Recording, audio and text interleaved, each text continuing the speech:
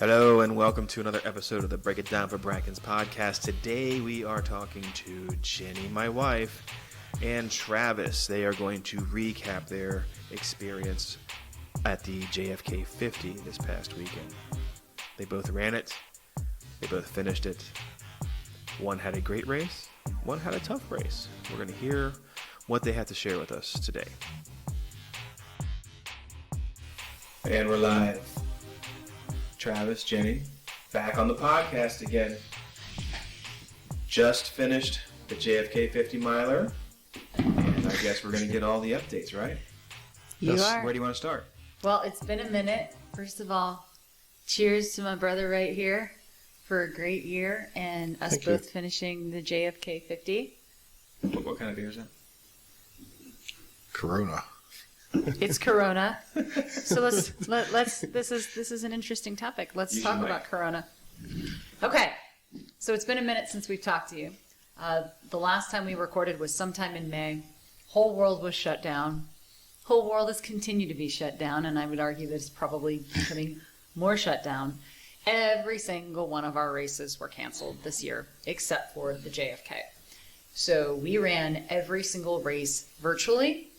Since we've last reported on the podcast, we've just been putting in work, grinding, following coach's plan, every weekend getting out for our long runs, trying to find variety in the places that we go, right? Yes. Do ultra runners always stay quiet about who their coaches is, like it's a secret weapon? Is there anything you guys know about that? I don't. Yeah, I don't either. I don't know. I'd like to give him props. Yeah. I'm just saying, like, for me, not being a coached ultra runner who's super successful like you guys, I never hear anybody drop the name of their coach, almost like, I don't want you to have the same coach as me. Our coach is Dr. David Welsh of Plant Powered Running and Plant Powered Nutrition. I have no problem dropping his name, and I will say this. I highly recommend getting a coach. I had no idea what a coach could do for my game until I had a coach. And as we talked about in the podcast earlier on this year, I had a couple of months where I didn't have a coach.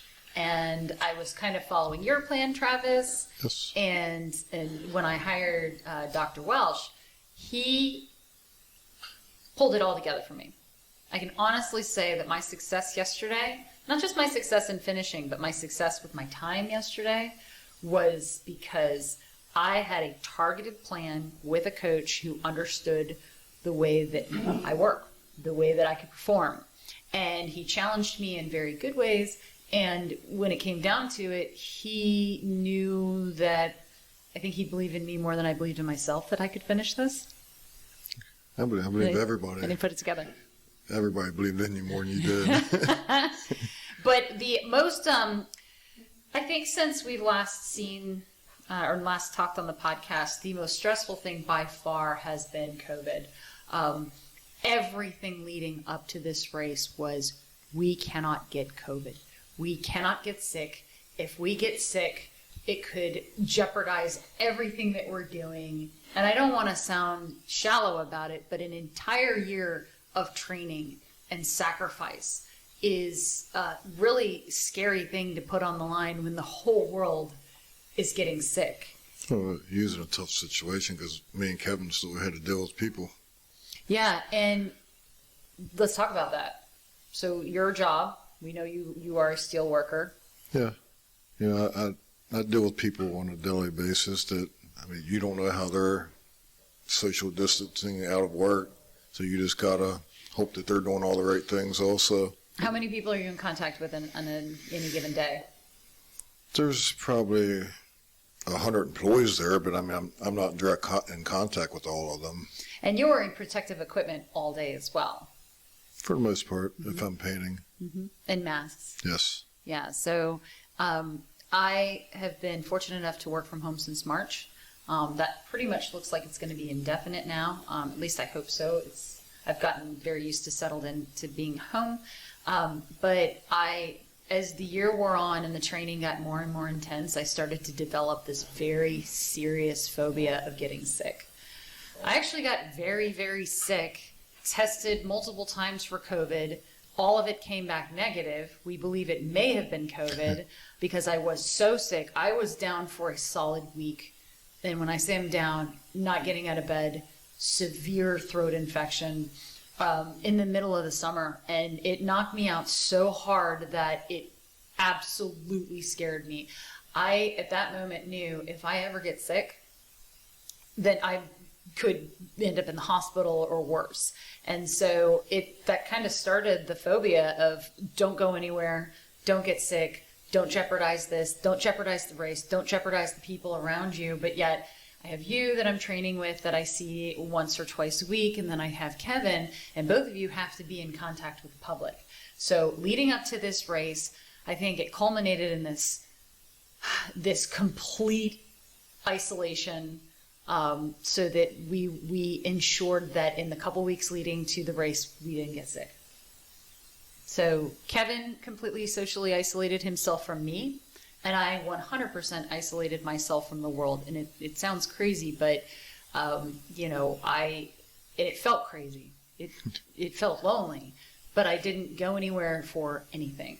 And it's a weird thing to be constantly worried that everything that you're working for could be sabotaged if you get sick or if you're exposed. And that was a huge concern. And we actually didn't even know if this race was going to be able to happen.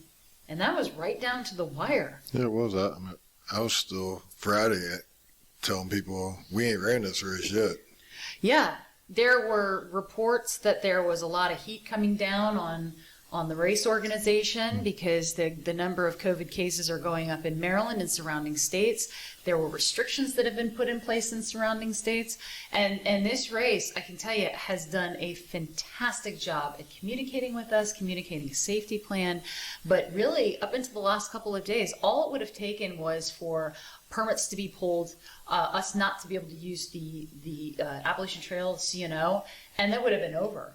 And literally, it was 2 days before we ran the race. There was a whole lot of talk online that it was like, everybody stopped the madness. I felt so bad for the race directors who were planning everything to just simply not know if it was going to happen. There was a whole lot of negativity going on. There was a lot of negativity, which I thought was unfair. I think a lot of people don't understand what it's like to be a race director. I happen to be married to one, and it's on a much smaller scale. But he understands that everybody's going to complain. You're never going to make everybody happy. And right now, it's an unprecedented time. So I could say this. This race did a great job with communication. They did a great job with the packet pickup. They did a great job with distancing everyone. They cut the waves. They actually created waves, 3 different waves of 250 people. There's a bunch of people that didn't show up or couldn't show up. So all the protocols they put in place, I felt completely safe. I felt safe, and a couple of times, and before each aid station, they had signs up, don't forget to pull your mask up. I mean, because sometimes I ran through there, and it took seeing that sign for me to put my mask back up. Anytime we were in contact with other racers, with aid stations, with other staff, any spectators, we had to have our masks on. And what was really great is the race organizations and Ultra provided these terrific JFK 50 buffs that made it super easy for us to just pull it up over our faces. Yeah. So I just had to talk about that because I want to give them a shout out because they did such a fantastic job. Yet a lot of people aren't happy. They wanted refunds. They wanted deferrals. But this race organization donates a whole lot of their proceeds to charity. And I personally understood those risks going into it when I registered on March 1st before the world shut down, and accept that. And had we not been able to race, I would have been just as happy letting those proceeds go to charity. It's completely fair for others to feel different. Right. So, but they did do a good job. I agree. As a spectator, everybody's wearing masks. So anytime a runner came near me, they pulled their mask up, even if I wasn't close to them. So it seemed like everybody's following the rules. Mm-hmm. What's next? Well, what should we talk about? I mean, just what happened leading up to this and how we've been doing? Yeah, Marine Corps Marathon, we did that virtual. Yeah, we've done a whole lot of races virtually. So since we last checked in, we finished the great virtual race across Tennessee, both of us, with all of our miles, because we were putting those miles in anyway because of all of our training. And we did a number of virtual races. So I did the Virtual Army 10 miler. I did the Freedoms Run full marathon, in which I PR'd my marathon by like 50 minutes, which is also a testament to our coach's work with me. 50-5-0? Yeah.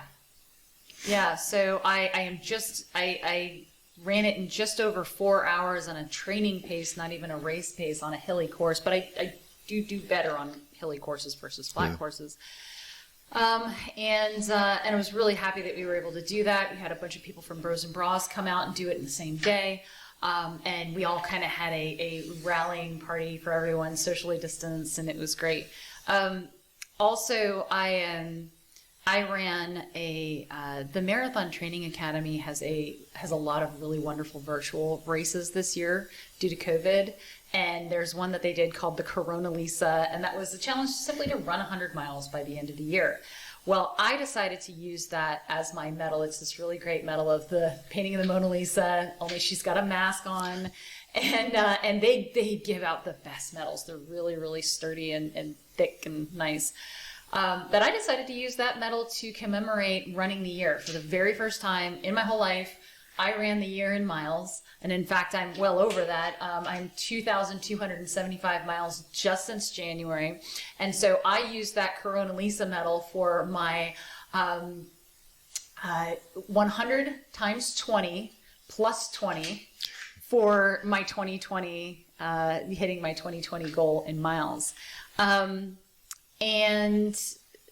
I think that's all that we ran. The last marathon that we ran in training was Marine Corps, though, because we had an A race this year, and that's obviously JFK 50, but the Marine Corps was almost an A race too. It's always a special race. Yeah. How many years have you done the Marine Corps? This was the 8th time. 8th time. Yes. That's incredible. It's pretty cool. I got to do it on my favorite course. Yeah, and tell me about your favorite course. I did it on the first part of the JFK course on the Appalachian Trail, then finished up on the canal. Our favorite part of everything is trail. Every single thing that we've done in this last year has been trail. And in the last couple of months, where have we not been? Trails. Why is that? Because some of us didn't want to take a chance on getting hurt. Couple things. We wanted to make sure that we had practiced on all parts of the JFK 50 course, and we did, except for the last 8 and the first 2.5, just simply because they're on busy roads. And plus, we wanted to save something as a surprise for me. Sure. That fun surprise of the last 8 miles. But yeah. So that actually reminds me of something. Let's talk about your injuries and where you've been since we last talked. Yeah. My injury kind of created a problem with us with not doing trails, and I didn't want to do concrete, so we was stuck on the canal a lot. What was the injury again? I've been having some issues with my hips going in and out. Then my shins would start hurting. In and out? I'm not exactly for sure why. They're rotated. That's what Doug, or Structured Elements, tells me. My hips get rotated. Then that puts all the pressure on my shins. Then I started having bad shin splints. Okay. So that's been a persistent issue from pretty early on in this year. And when we first started training together last November, we were able to train together. We were primarily on trail together. We ran road together. We didn't always, we were not at the same pacing. Right. But we were still able to stay together, especially on trail, because I was learning a lot of the sections. Now I know them. Like You should. they are like children to me. So all the little segments that I did on the Appalachian Trail. But at a certain point, we could not run together anymore at all. Nope. And we completely stopped. We would go out on the weekends together. We would even get together sometimes during the week for some of our difficult runs, but we would have to start together, and then we would run entirely separately. And in the meantime, you're getting treatment from Structural Elements in Hagerstown. Shout out to David and Doug, who have been very helpful to both of us. Without them guys, I wouldn't have made it to the start line. They really are incredible. They're gurus. It is well worth it. So we talked at the beginning of this episode. We talked about, do ultra runners share who their coaches are? Never heard anybody not share, but I don't know if a lot of folks have coaches. I'm not an elite runner by any means. I'm an average runner. I'm middle of the packer. She's But borderline. What's that? She's borderline elite. No. But I got a coach because I wanted to see how far I could go with my training and how successful I could be. And so, number one thing, I think it's advisable to get a coach. Number two, get yourself in a good rhythm of taking care of yourself and doing all of the accessory work that you need to do that's not running. So, going to a place like Structural Elements, getting body work done, whether it be massage, getting alignment, doing yoga, doing strength work, doing core work. All of those things are critical to remaining a strong runner and injury-free. And it's really frustrating when you're dealing with an injury, right? Because you've been dealing with this. Yeah, it's really frustrating because I would get better for a while. Then as soon as I started picking my mileage back up, it would just come back. And it was really hard because we just didn't know what was going to happen as we got closer to race day. Right. And I think that this injury of yours started a couple of years ago, actually. I think it started, or last year rather. It started with an ankle injury. Ankle injury. Where did you have that ankle injury?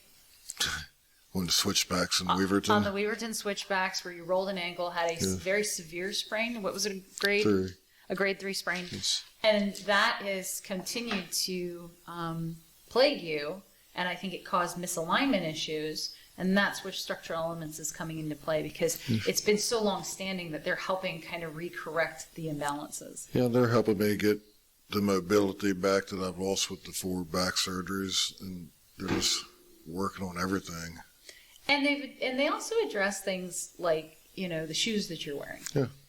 And how that can affect your gait and your balance. So, but I want to acknowledge that through most of this year, when we've not been able to train together on some of the days that I've had the toughest days for myself, some of the highest miles, the 28s, the 30s, that you have been on your bike next to me so that I don't have to do those things alone. And that has been wonderful. And we don't always speak. Sometimes I'm just in silence because, I just have to do the work.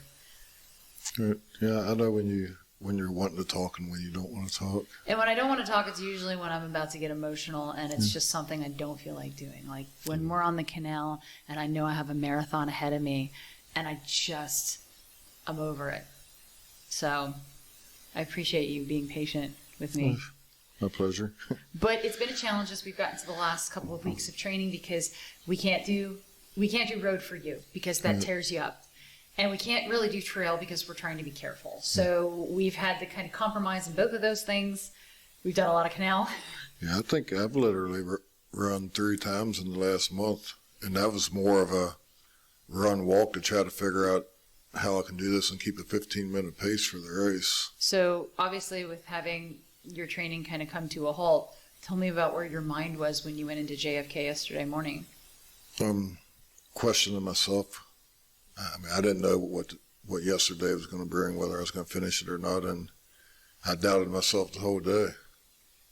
Is that typical? Because No. this is your 5th year doing JFK. No, this was the hardest year for me. And that was because of the injury going into The injury and the lack of training in the last month or so. And it might have been more mental than physical. It was just, I didn't know what kind of shape I was in.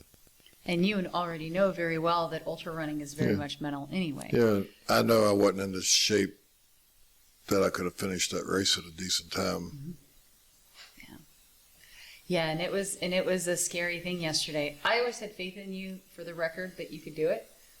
There was never a doubt in my mind because I knew that you had the mental grit, because you had gone back 4 years of attempts. You finished your 4th attempt last year, and all years before, you put in that work on race day and got close, but never quite there. So I knew you had the mental fortitude to push and that you wouldn't quit. They would have to take you off that course. This year was more scary for me in the sense, after finishing it last year, this would have been a good time for me to walk away from the race knowing that I finally finished it, instead of taking a chance on failing and then feeling like I have to go through this whole thing again to finish it again. so I can walk away from that race. So why didn't you walk away? Because I made a deal with the devil. No doubt. I am the devil. It would be great if Travis could talk about that a little bit more, because Travis you've had to put up a lot from me. Yeah, but there's been a lot of fun along the way. It's been a lot of fun along the way. Training gets serious sometimes, but I gotta tell you that this training plan has given me purpose for the entire year, but the entire year has also been incredibly stressful. I just simply lacked the confidence in myself to know if I could do this. You can't fake it through a 50-miler. You can't. You're either in or you're out. And if you have something catastrophic that goes wrong, and anything can go wrong on race day, any number of things can be off that could set your whole day off. You're out, and then it's an entire year riding on that one day. And so all of that was tangled up in my mind. Yeah. And as we got closer to the race, when I started socially isolating, I got deeper and deeper into my own head, where I basically couldn't even acknowledge the level of fear that I had, because it took over everything. I couldn't sleep. I was up, no matter what I do, I would wake up every night in the middle of the night, and just doubts, constant. I lived with a hum that was underneath the surface in my body. It was this constant hum of doubt. And it's like, are you going to be able to do this? You've put everything out there to the world to show them that you're going to be this ultra marathoner, and you're going to run your first 50-miler, and everything is riding on the possibility of failing. And I did not truly believe that I had the ability to do this until I was in the middle of the race yesterday. Well, we all had faith in you. Well, did you ever feel that way when you did your first? My first one, I just thought I was going to show up and do it because I could run marathons. I mean, I respect the distance now, and just because I did it last year, I mean, that was last year. Mm-hmm. It doesn't guarantee you a finish. Mm-hmm. No, it doesn't. And so I think that it was probably hard on you to have a training partner who was going more and more into myself and pulling farther and farther away, where it became so mental. And then I really started to focus on the reason why we agreed to this in the first place, and what we're representing, with you representing substance use and recovery, and me representing those that support substance users, and those who pass away, or those who never get better or never go into recovery. And we had a very poignant day where we went to the Marine Corps Marathon Expo. Well, not the expo. It was a drive-through. Marine Corps also did everything perfectly and kept everything safe. But we decided to visit Arlington Cemetery after that. And that was a very special day, because we visited the grave of my fiance, who died of opiate prescription drug use in a treatment center. And we also visited the Eternal Flame for John F. Kennedy. And I was like, but why is it 50 miles? Why though? But it was a special day, because I think that brought everything home, and it helped us remember our resolve in what we're doing. Yeah, that's the first time I had ever visited the cemetery. What'd you think? It was really nice. I would like to go back when I had more time, because I got called into work. We had to cut it short. There were very few places that I've gone publicly since COVID, and that was one of them. And I was Arlington Cemetery. You know, Kevin spent his entire Army career serving in the Old Guard in Arlington Cemetery, and all he did was honor those who had served daily with funerals. And so going back there, that place has always been special to me. I have always enjoyed the peacefulness of cemeteries. I actually like battlefields very much. I like running through battlefields. And so I knew that it was going to be a really special place, but I was glad that you had a chance to see it.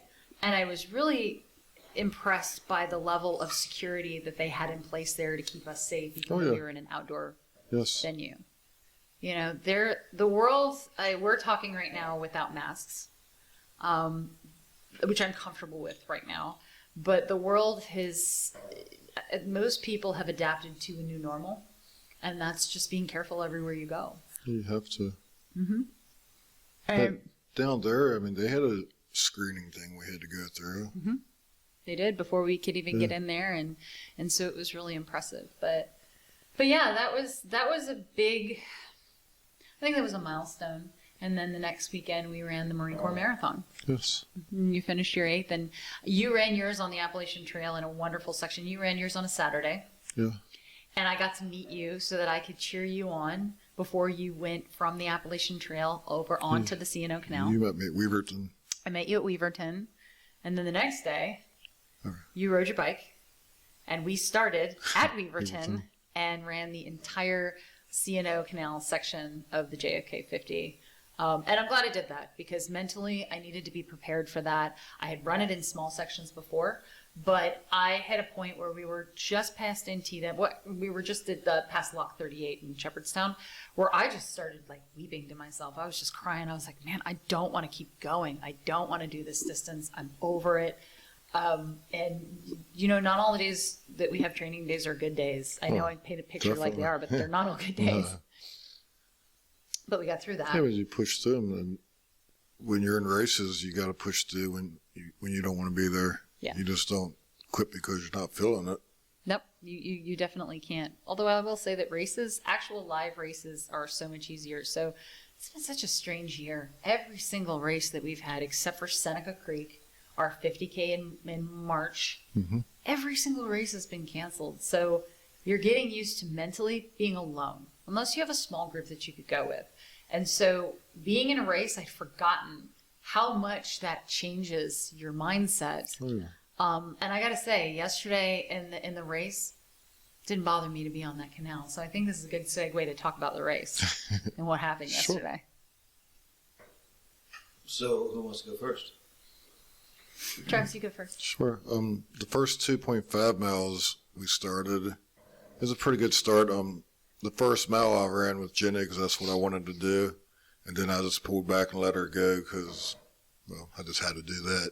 But I got to the top, I think it was in 34 minutes, which was 2 minutes faster than last year. It was a pretty good start. So the first 2.5 miles are, well, first of all, let me backtrack a little bit. Because so many races have been canceled this year, and so many people were worried about COVID, we had a bunch of people that didn't show up for the JFK 50. I believe it was 692 people total that raced. 693. 693, and then 640 something who actually finished, something like that. So, but what we were blessed with were a whole lot of elites that came out. We had 2 of the Coconino Cowboys. It was 2 or 3. 2 had Jared Hazen, and Sam Kirsch. The Coconino Cowboys? Yes. That's the group out of Flagstaff. Jim Walmsley, Jared Hazen, Tim Ferricks. Eric Sensman. Cody Reed. Yeah, all some of the best runners and trail runners. Well, 3 of them won JFK before. Trail runners in the world. So before yesterday, the JFK record was set by Jim Walmsley. Yeah, it was 6:21. In 2017. 5:21. And it was 5 hours and 21 minutes. And so, who we called the front runner who we thought could win. I thought it was going to be Jared Hazen. I thought it was going to be Jared Hazen as well, because he trains with Walmsley. I mean, obviously, he's out there with them. I call him the mini Walmsley. They kind of look alike. Yeah. But yesterday, so we had a few elites out there, Coconino Cowboys. We had a couple of elites. And David Goggins. And David Goggins came out, which we were completely surprised about. He had already been out to do the JFK 50 a couple of years ago when Travis was out there. He was out there in the snowy. Okay. No, not that year. He was out there in 2016. First year I'd done it. Okay. So just to paint the picture, yesterday was an unseasonably nice day for November. The forecast called for a low of 44 and a high of 60. We wake up, go outside, and it's like 52, 53 degrees outside. So everything that we planned for what we were going to wear and just kind of the layering pieces that we were going to wear for the beginning of the race, we didn't need them. It was pleasant. It was overcast the entire day, so we didn't have the sun beating down on us. So we go out there and we are pumped. Like, it is going to be great weather. Some people were thinking that it was going to be a little bit too warm. Not this girl, because I'm always too cold. Now, there are times that I like 70 degrees is too much, but up to 60, totally fine. It was good completely weather. comfortable. So we get out there to the race, and there are 3 waves. And the first wave is obviously the elites. And so we get to see some of the best runners in the entire world, particularly trail runners too, starting out. And it looked incredible. We only saw them for a second, but we knew it was going to be a good day because the weather was going to be good, and we knew there was a pretty good chance that Jim Walmsley's record was going to be broken. Yeah. It was going to get broken, just matter who did it. And it was broken. So it was broken by Hayden Hawks. Yeah, he's from Utah. And he's from Utah. And he broke it. His time was 5 hours and 18 minutes. So Walmsley's record was 5:22. 21. And the new record is 5:18. So we personally think that Jim Walmsley is going to come back out and try to beat it again next year. He probably will. Yeah. He don't like his records getting broke. So it was unseasonably warm. The wave starts were half hour apart, and everybody who does this race has 13 hours to finish. So Travis and I were in wave 2. They gave us a choice, all the runners that came out when you went to packet pickup. And I'm glad we went early, because if you get there early enough, you get a choice between wave 2 and wave 3. Well, obviously we want to choose the earlier waves because it means that we're in the dark a lot less at the end of the race, because you're going to be out there for hours and hours no matter what. And so we chose wave 2, and it turns out all of our friends were in wave 2 as well. So we got to see all of the people that we love and wish each other well. And we took off. And so the first section that you're talking about is from the starting point in Boonesboro all the way up to South Mountain, where we drop into the Appalachian Trail. So that's 2.5 miles. We have 45 minutes to get there before the time cutoffs. And it's pretty much a hill. It's a mountain. It's a mountain. Do you find it a mountain? It's a mountain. So it's called South Mountain. It's South Mountain. We had driven it multiple times, but we had never run up it because I was just worried about the traffic the whole time we were training. And just also to paint a picture, going into this race, I talked when we were doing the Seneca Creek 50K that I have issues with high hamstring tendonitis. So that has always plagued me. I have to be very careful that I don't overdo it and that I'm rehabbing it appropriately, because once it flares up, it's there and it's not going away. Well, I was fine for training for a long time, and I was seeing structural elements, and they were really helping work it out. But it started rearing its ugly head in the last couple of weeks, and I don't know if that's because you go into taper and your body starts lying to you about what's happening, and that you start feeling these little niggles and things that don't exist. But I started having some real concerns with my right high hamstring, and nothing would relieve it. And in fact, by the way, taper, I love. I've never done a real formal taper, and I know a lot of people hated it. We have had such high volume for so long that it felt great to do nothing. But in the taper, I was really worried about that. So every little run Jenny, your taper is some people's work week. It is. Like the hardest work they do is your taper. Yeah. Truly is. Yeah. Truly is. I had shorter weeks where I was doing like 35 miles, sometimes a little bit more. It was like a normal person's. When you're not living an ultra life and ultra training. Wait, hold on, lady. Was your taper 35 miles? I don't even remember what we did. No, because you were doing like marathons every weekend for almost 6 weeks. I was. Plus an extra 5 miles on a Sunday. So you really do. You were doing 30 miles on a weekend. So during the week, your Tuesday was whatever, and your Wednesday was whatever, and your Thursday was your hard day. On your Thursday, you were doing like 9 to 12 miles. So you're doing like 55 to 65 mile weeks. I was, but that's down. Remember before I had a coach and I was doing 70 to 80 mile weeks? Yeah, but your taper was still 25 miles. It was wonderful. It was. I have to tell you. I know that sounds ridiculous. I run like 4 miles a week. It was so glorious to wake up and see my schedule and know I'd only have to do a 5K, 4 to 5 miles. The best thing was Thursdays, because Thursdays are the tough days where I really have to do speed work. And Thursdays, like instead of doing steady state, my coach had me doing a lot of steady state runs as we got close to JFK, and I loved them. But instead of doing 2 by 30 minute steady state runs at a 7 RPE, which for me was around an 8 minute mile. RPE? Runner's perceived effort. So your exertion effort.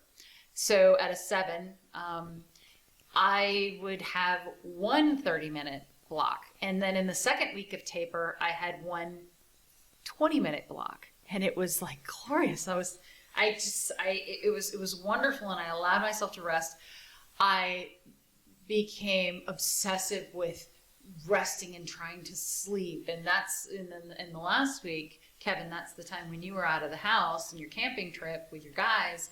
And I could just totally just work during the day and rest. Now, the only problem is my work, I get really obsessive sometimes, and I don't stop working until sometimes 9 o'clock at night. And that can be a pretty regular occurrence. And sitting down a lot, and that's not very healthy, but I'm working from home and I have to create boundary spaces. But still, the taper felt so damn good. But the day before the race on Friday, I had a shakeout run. Just a 30-minute shakeout run. Coach said I could add some strides in there if my legs felt heavy. I thought I was going to go into the shakeout run feeling fantastic because all the runs during the week felt really good, and I just was like, I am ready. The shakeout run felt heavy, and my right hamstring was hurting. And that really got into my head. I'm like, tomorrow I have to run 50 miles, and this feels heavy. And if I can't even run 30 minutes, how the hell am I going to run 50? So this takes me to my part of the 2.5 miles going from the start up to South Mountain. Gun goes off. You and I start running. We start running immediately. We hit a little bit of an incline. You start inclining right away. What was insane to me, and they say this, you have to trust your training, that everything that I felt the day before of heavy legs and torn up hamstring, I felt nothing. My hamstring didn't hurt. I didn't feel exerted. I didn't feel winded. It was almost as if I was not even on a hill.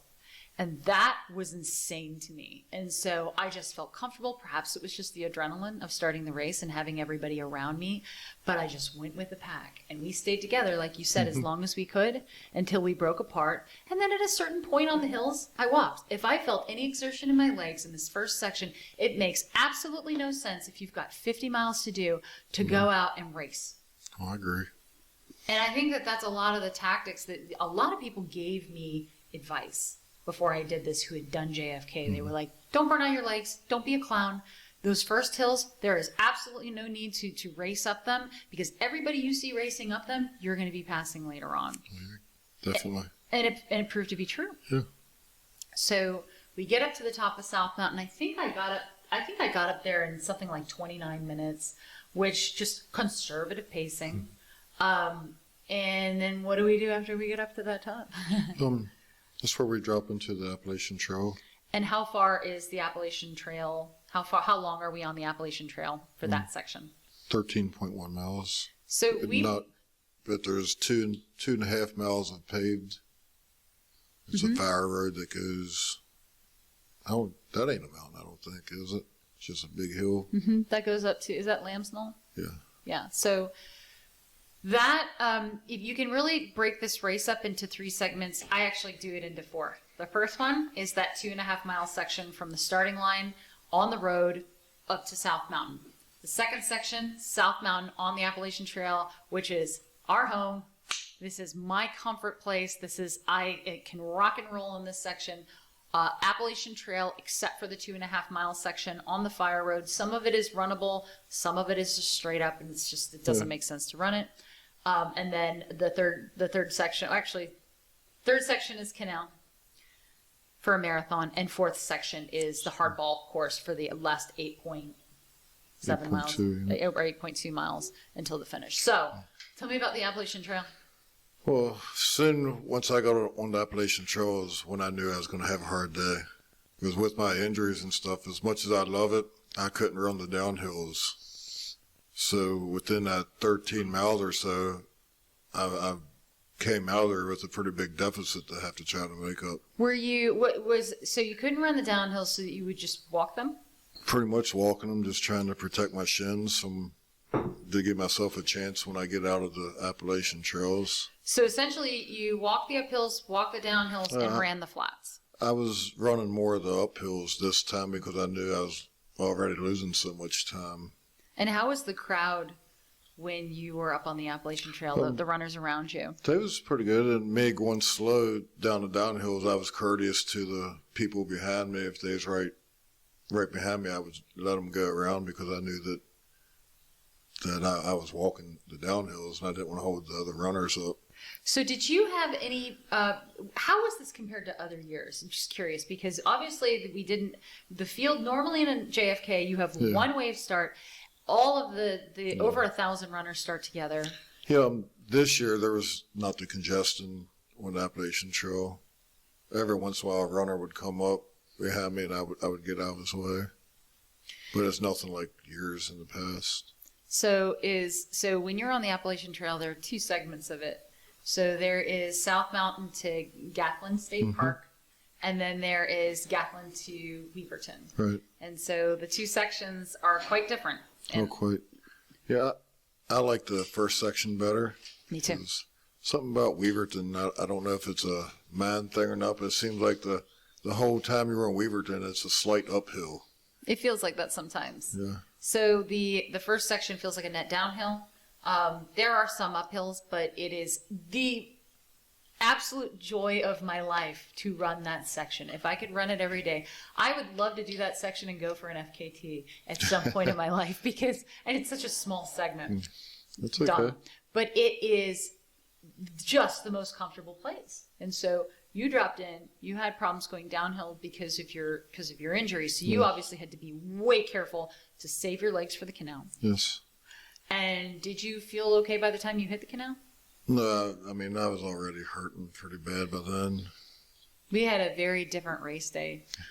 The two of us had very different race days. So just stated that I started my first 2.5 miles, felt really great going up the mountain. I took a video of myself going up into South Mountain because it is my home. I absolutely love it. And it's the section we practice the most. Yeah. I ran that section and the adjoining sections to that so many times in training that I knew every single nuance to that section. I knew every curve. I knew which way to run around the rocks. I knew areas that were a little bit more slippery that you had to be careful. I knew where you had to hop on the rocks. I knew everything. And so we jump in there, and the only thing on my mind is hold back. Don't do your usual pace. So in training pace, where I always held back, I would run it in around 2.5 hours, which is like an 11-something pace for that section. I had to hold back. Where I held back the most was in the second section from going into Weaverton, because there's a little bit more hills, and I just used that as an excuse to walk. I did hold back. I ended up running it 15 minutes slower than my pace in training, only because I had to save my legs. I'm not taking anything for granted in a 50-miler. And I had a terrific run. I talked to people on trail. I met people who had been doing multiple decades of JFKs. I talked to people about advice. I met other first-timers. I had no problems passing people on trail. Everybody was respectful. Everybody was in good spirits, and we just had fun. Yeah. I have to say my highlight of the Appalachian Trail part was seeing Dr. Mark at Gatlin. Dr. Mark was working at the aid station, and when you roll down there, so you're coming down on the monument, and you're coming in a downhill. So that last mile, I'm rocking. Every time I come down that last mile, it is super fast, and you roll in there. And it's so fun to run across that field. And who's the first person I saw when I ran across that field yesterday? Dr. Mark. He's calling out, Jenny, what do you need? Do you need anything? And then the next thing he says is, don't go too fast and wear yourself out in the second section. And I was so glad he said that, because that was everything I needed to hear to pull the reins back, because I was having so much fun in that first section that I had almost forgotten, and my pacing was a little fast. Right. But yeah. What was it like when you saw Dr. Mark? It was fun. We talked for a couple minutes. He walked out to the edge of the road with me. I mean, he knew I was hurting by then. He was like, just take your time and do what you can do. And Dr. Mark is a great supporter. Yeah. He has been there to support you every damn year of the JFK, of every attempt that you have ever done. And he is the one that's like, Travis, you're going to make it. You're going to make it. I'm going to make sure of it. He is your cheerleader. If I interrupt for a second. Dr. Mark Cucuzella from the Two Rivers Treads store. Legend. He's a running legend. Yes. Running guru, barefoot. Yes. Inspiration to all of us. No doubt. Yeah, America's first minimalist shoe store is I right. just wanted to interrupt because many of the people listening to the podcast know who Dr. Mark is, but people listen to it from places that may not know who Dr. Mark Sure, is. So it's Dr. Mark Cucuzella. Pretty famous. Try spelling Cucuzella when you Google it. Dr. Mark Cucuzella also has a lot of good advice for runners, and he's been on multiple podcasts. And I'm not just talking local podcasts, I'm talking the big podcasts, all the big running podcasts, Trail Runner Nation. He's been on multiple global. times. He's global. He's been on Marathon Training Academy podcast. He is in all of the running podcasts that I listen to. He has been a guest multiple times, and he's simply a legend. So he comes out and volunteers at the JFK 50 miler, and we see him rolling in, and how great does it feel? He knows your name. He's personally invested in you. He was tracking both you and I on the app yesterday. Super sweet man. Just loves his community. And he's the first person that texted me last night. Just congratulations and sending us pictures. So that was my highlight as well, for sure, seeing Dr. Mark. Also, there was a Race Joy app that we could use that tracked us completely, and you did not like it. No, I turned mine down so I couldn't hear it too much. So it was a live GPS tracking app, the first year that they've used that at JFK. And all of my friends could send me shout outs while I was on trail. So I would get these random messages from people and music, and it was great. Well, the biggest part I didn't like about it, from mile 1, you was getting an every mile countdown to 50. But you know what? In those countdowns, it was telling you what your split pace was, and it was telling you your approximate finishing time. Yeah, but it wasn't accurate. Is that what I was hearing? I hear people go by on their phones or like counting off. Yeah. It was counting off time. Distances. So And this you probably is heard Culture Club too. Yeah. I didn't hear that. I had other music on mine, but that app feature that you're talking about is exactly why I think I performed the way that I did, because I knew I had a deficit to make up in the middle of my race if I wanted to meet a certain time. And I knew it because every time that Race Joy app would go off, I would know how much closer I was to inching down that deficit. It was awesome. I'm glad you enjoyed it. Yeah, so you get on the canal and you're not feeling good. No. What happened? Just hurting. What was hurting? Everything, my feet, my legs, my knees. It was just, I was in a bad spot. Chain reaction. And I was like, I knew if I got the Antietam, I was planning on changing my shoes. Well, when you get to the bottom of Weaverton, you're 15.7 miles or something like that in. Yeah. So tell me that you get to the bottom. First of all, did you get stuck by the train? No, I didn't, but I didn't either. I did hear the train when I was coming down the switchbacks. I was like, why not? This is how this day is going. The train went by right after I came off the switchbacks, by the way, and it was great. I didn't get stuck either. But so once you hit Weaverton, how far is it from Weaverton on the C&O Canal, flat as a pancake, until you hit Antietam? 12.2 miles. Okay, so you have 12.2 miles, and you don't like that section. No, I hate that section. Why don't you like that section? It just seemed like it's a lonely spot because there's not much spectators. But when I did get to Harper's Ferry, I seen Jack and Bacon. That kind of broke it up a little bit. It did. There. By the way, there weren't many spectators allowed in this race anyway, because because of the social distancing protocols that the race had to put these things in place to keep everybody safe. Everybody safe, and nobody questioned it. So you couldn't have spectators at Weaverton, which usually there is a mile long of cars. Right. I knew what that was like because I followed you entirely last year. You couldn't have spectators really anywhere except for the Antietam Aqueduct stop, which is that 27 miles in, Taylor's Landing, which is 11 miles past that, and the finish. And that's it. So you're going through a lot of no man's lands where you're not seeing a lot of people. But yeah, when we came up on the canal, when I was on the canal, immediately I started my interval running. And I was doing 5-1. So a couple of weeks ago, I was really looking at ways that I could survive the distance and really feel strong. And I decided to play with intervals because I had heard a couple of people who had done JFK make the suggestion. Consider intervals on the canal. It'll break it up. It's like a treadmill. It goes on for so long. You'll feel better doing it. And so I talked to a friend of mine, Rachel, and she suggested that I do, or she said that she had done 5-1, which is run 5 minutes and walk 1 minute. Okay, I can do anything for 5 minutes. And so I adopted this immediately. And in training, I had great success with it. In training, I had one day where I was flying. I ran faster than I had run continuously doing intervals. Now, I didn't do that on this because I was being conservative. But when I was running comfortably, then I'd stop and walk for a minute. My walking pace was about a 13, 14-minute mile. I was walking fast. What were you doing running, walking? When I first started on the canal part, I just walked trying to gather my sense. Like, how are you going to overcome this? And then I just started trotting a little bit, and then I would just walk and run.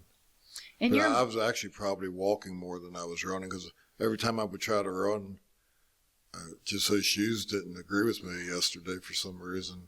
Did you see a lot of other people walking out there? Yeah. You know you have 50 miles. I wanted to go, but my body just wasn't cooperating with me. And that's a frustrating long haul when you're first on that canal and you're like, well, I have a marathon before I get off of the canal, and then I have over 8 miles after that. Yeah. And it was like that for me, clean up to 27 miles. It was just grueling. Yeah, and that is where my mind goes back to Marine Corps Marathon. That day that we were on the canal, and I was halfway through, and I was like, man, I don't want to do this anymore. This thing is like a treadmill. I really hate the canal. It hurts, and I can sort of imagine what it must have been like for you. Yeah. Were you afraid? I wouldn't say afraid, but I was in a bad time. I can remember looking at Steve, which was my handler, my brother-in-law. He's been there 4 years with me now. And I told him, I said, man, I want to quit. I've never wanted to quit this race before. That was when you hit Antietam? Yeah. I was sitting in the chair changing my shoes. I'm like, I don't have no more in it today. And I told him, I said, if I had 1 ounce of quit in me, I said I would quit. Then I just finished tying my shoes and got up. I said, well, I'm going to go for as far as I can go. I said, I don't know if it's going to be to Shepherdstown or if it's going to be mile 38. I'm just going to go till I can't go anymore. And you wouldn't quit?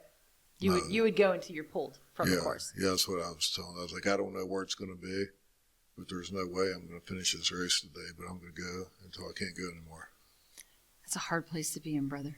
Yeah, but for some reason, as I left there, I started walking again. I was like, man, having a fresh pair of shoes on your feet does wonders for you, and I got rejuvenated. Then I started running, looking at my watch. I'm like, well, I made up a couple minutes this mile. Then by the time I got to mile 38, I'd made up the deficit that I created. So it was pretty fun at that point. I think you create mental mind games with yourself when you're going that far on that type of distance. So the trail we knew was going to be fun for us. Yeah, we're comfortable with that. But the canal is a whole different ballgame. And Ryan and Sarah, I seen them down around Shepherdstown. They give me a pep talk, walked with me a little bit. I seen my friend Marty. He was there taking pictures. So I got to see a couple people. Then it was a little different from that point on. And I heard from people before I did this race, and of course I'm going into it completely blind, even though I had run every section in training. That means nothing because I've not done it in the race. Right. So I have no idea what it's going to be like. And I had heard a lot of people saying once you get through that Antietam, you start just counting down the miles. And some people don't have a problem with that second half that you're on that canal before you hit Dam 4. I usually treat that part of the section as not looking at it as 26 miles as I look at it as every 4 miles there's an aid station. Get to the next aid station. That was one of the best pieces of advice that you gave to me when we were training on really long days. I'll never forget the day that we did, I think 28 miles, where we were just... We actually stopped every 4 miles. We stopped every 4 miles to get through and just treat this like an aid station. What would you do in an aid station? And that was very beneficial for me. So I should have thought of it that way yesterday, but I didn't really. So when I hit the canal, My main concern was every time I had done the transition from the Appalachian Trail to the canal in training, my legs hurt, my hamstring hurt, because I had either had too much fun on the Appalachian Trail, or I mentally just didn't feel like being on the canal. I don't like that flat.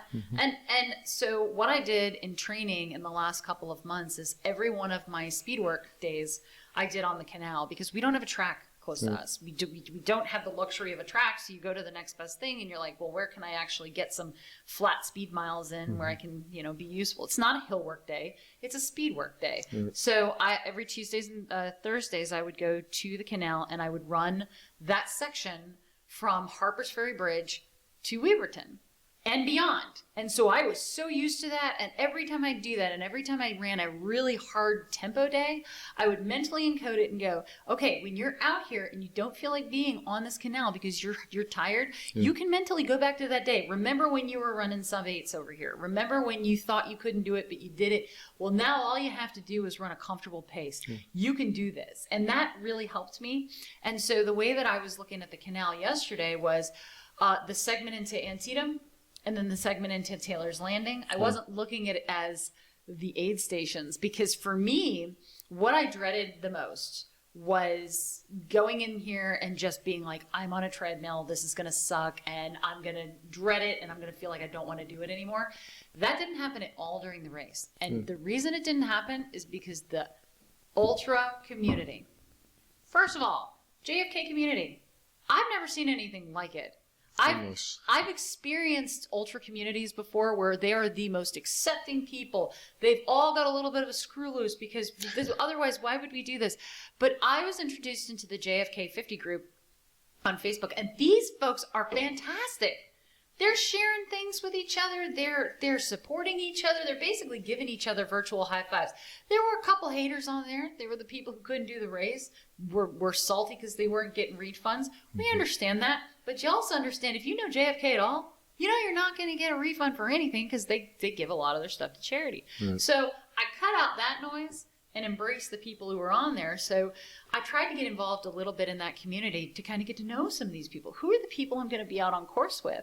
And I did things like shared our why. And I asked people to give me their why. Why are they running 50 miles? And I adored that. A lot of people responded. Yeah, they didn't know me, but they shared deeply personal things. Crippling injuries and disabilities that they thought that they could never get past. Losses of loved ones, parents, children with disabilities, and why they get out and still do it. And I carried every single one of their stories in my heart, and I didn't even know these people. And so when I got to the canal, I had just come off of the Appalachian Trail where I got to meet all these great people, and I spent some great time just eating up time, getting to know people. My friend Chelsea was running her first JFK. We got to spend a really nice section on the Appalachian Trail together. There was a group that we saw in training from Winchester, and there was a member from that group. Got to talk with him. At one point, I was sandwiched between two Boston marathoners who were qualifiers this year. I'm like, I'm in the wrong field. But it was wonderful. So by the time I hit the canal, right away in my mind is, how are my legs going to feel? Did I screw it up? Because it's going to be a long day because I'm only 15.7 miles in.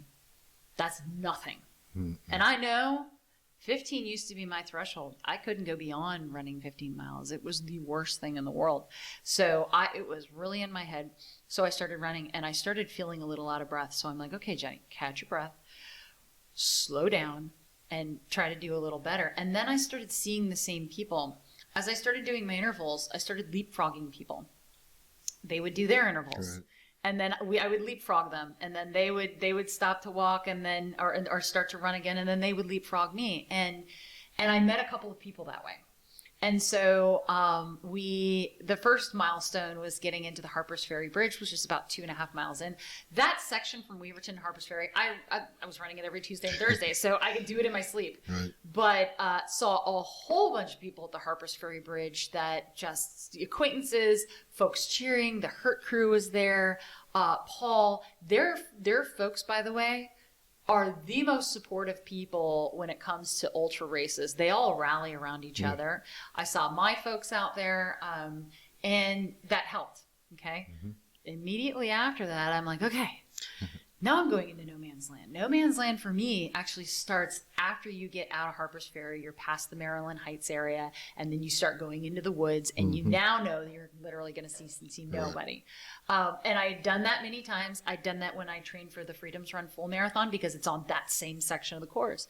And so as I'm running, one of the guys that I'm leapfrogging with, I just got to talking with. As I'd pass runners on the trail yesterday, I'd ask him, how you doing today? Is this your first? How are you feeling? And that would usually spark a conversation. And I met this man who was he became a friend on the course. And he became like a trail angel. And we were both running 5-1s for our intervals. And so he had picked up a guy earlier on who fell back, and so he and I started running and talking together. I learned that he lives in Maryland. He's a coach, that he started an organization to help train new runners who have become marathoners. And I'm like, well, that sounds a lot like Bros and Bras, that I have, that's our organization. And we swapped stories, and we stayed together until Antietam. Cool. And that man helped me get over that initial hump of, I've hit this transition to Canal. I hurt. This sucks. I was able to make it to Antietam, and he literally almost carried me. And we get to Antietam, and we part ways. I gave him a little bit of a hug. I was so grateful for him, and then I moved on. And by the way, I think it was his 14th JFK. Oh, wow. So this was somebody who had a lot stretching. of experience and was willing to share. And by the way, every single person who was a veteran was not, I'm old school, I don't want to talk to the newbies, you're just, fresh meat. Every one of them was willing to share, was willing to talk, was supportive, was saying, congratulations, you're doing great, keep going. Everybody you passed was happy to say, good job. I agree. So did you find anybody like that on your journey? I talked to a couple people. What did you stay together? Or? No, I was probably 95% of the day. I was probably by myself. It wasn't a bad thing. I seen some people towards the end that was kind of struggling, and I would ask them if they're okay. And we just tried to get to the end.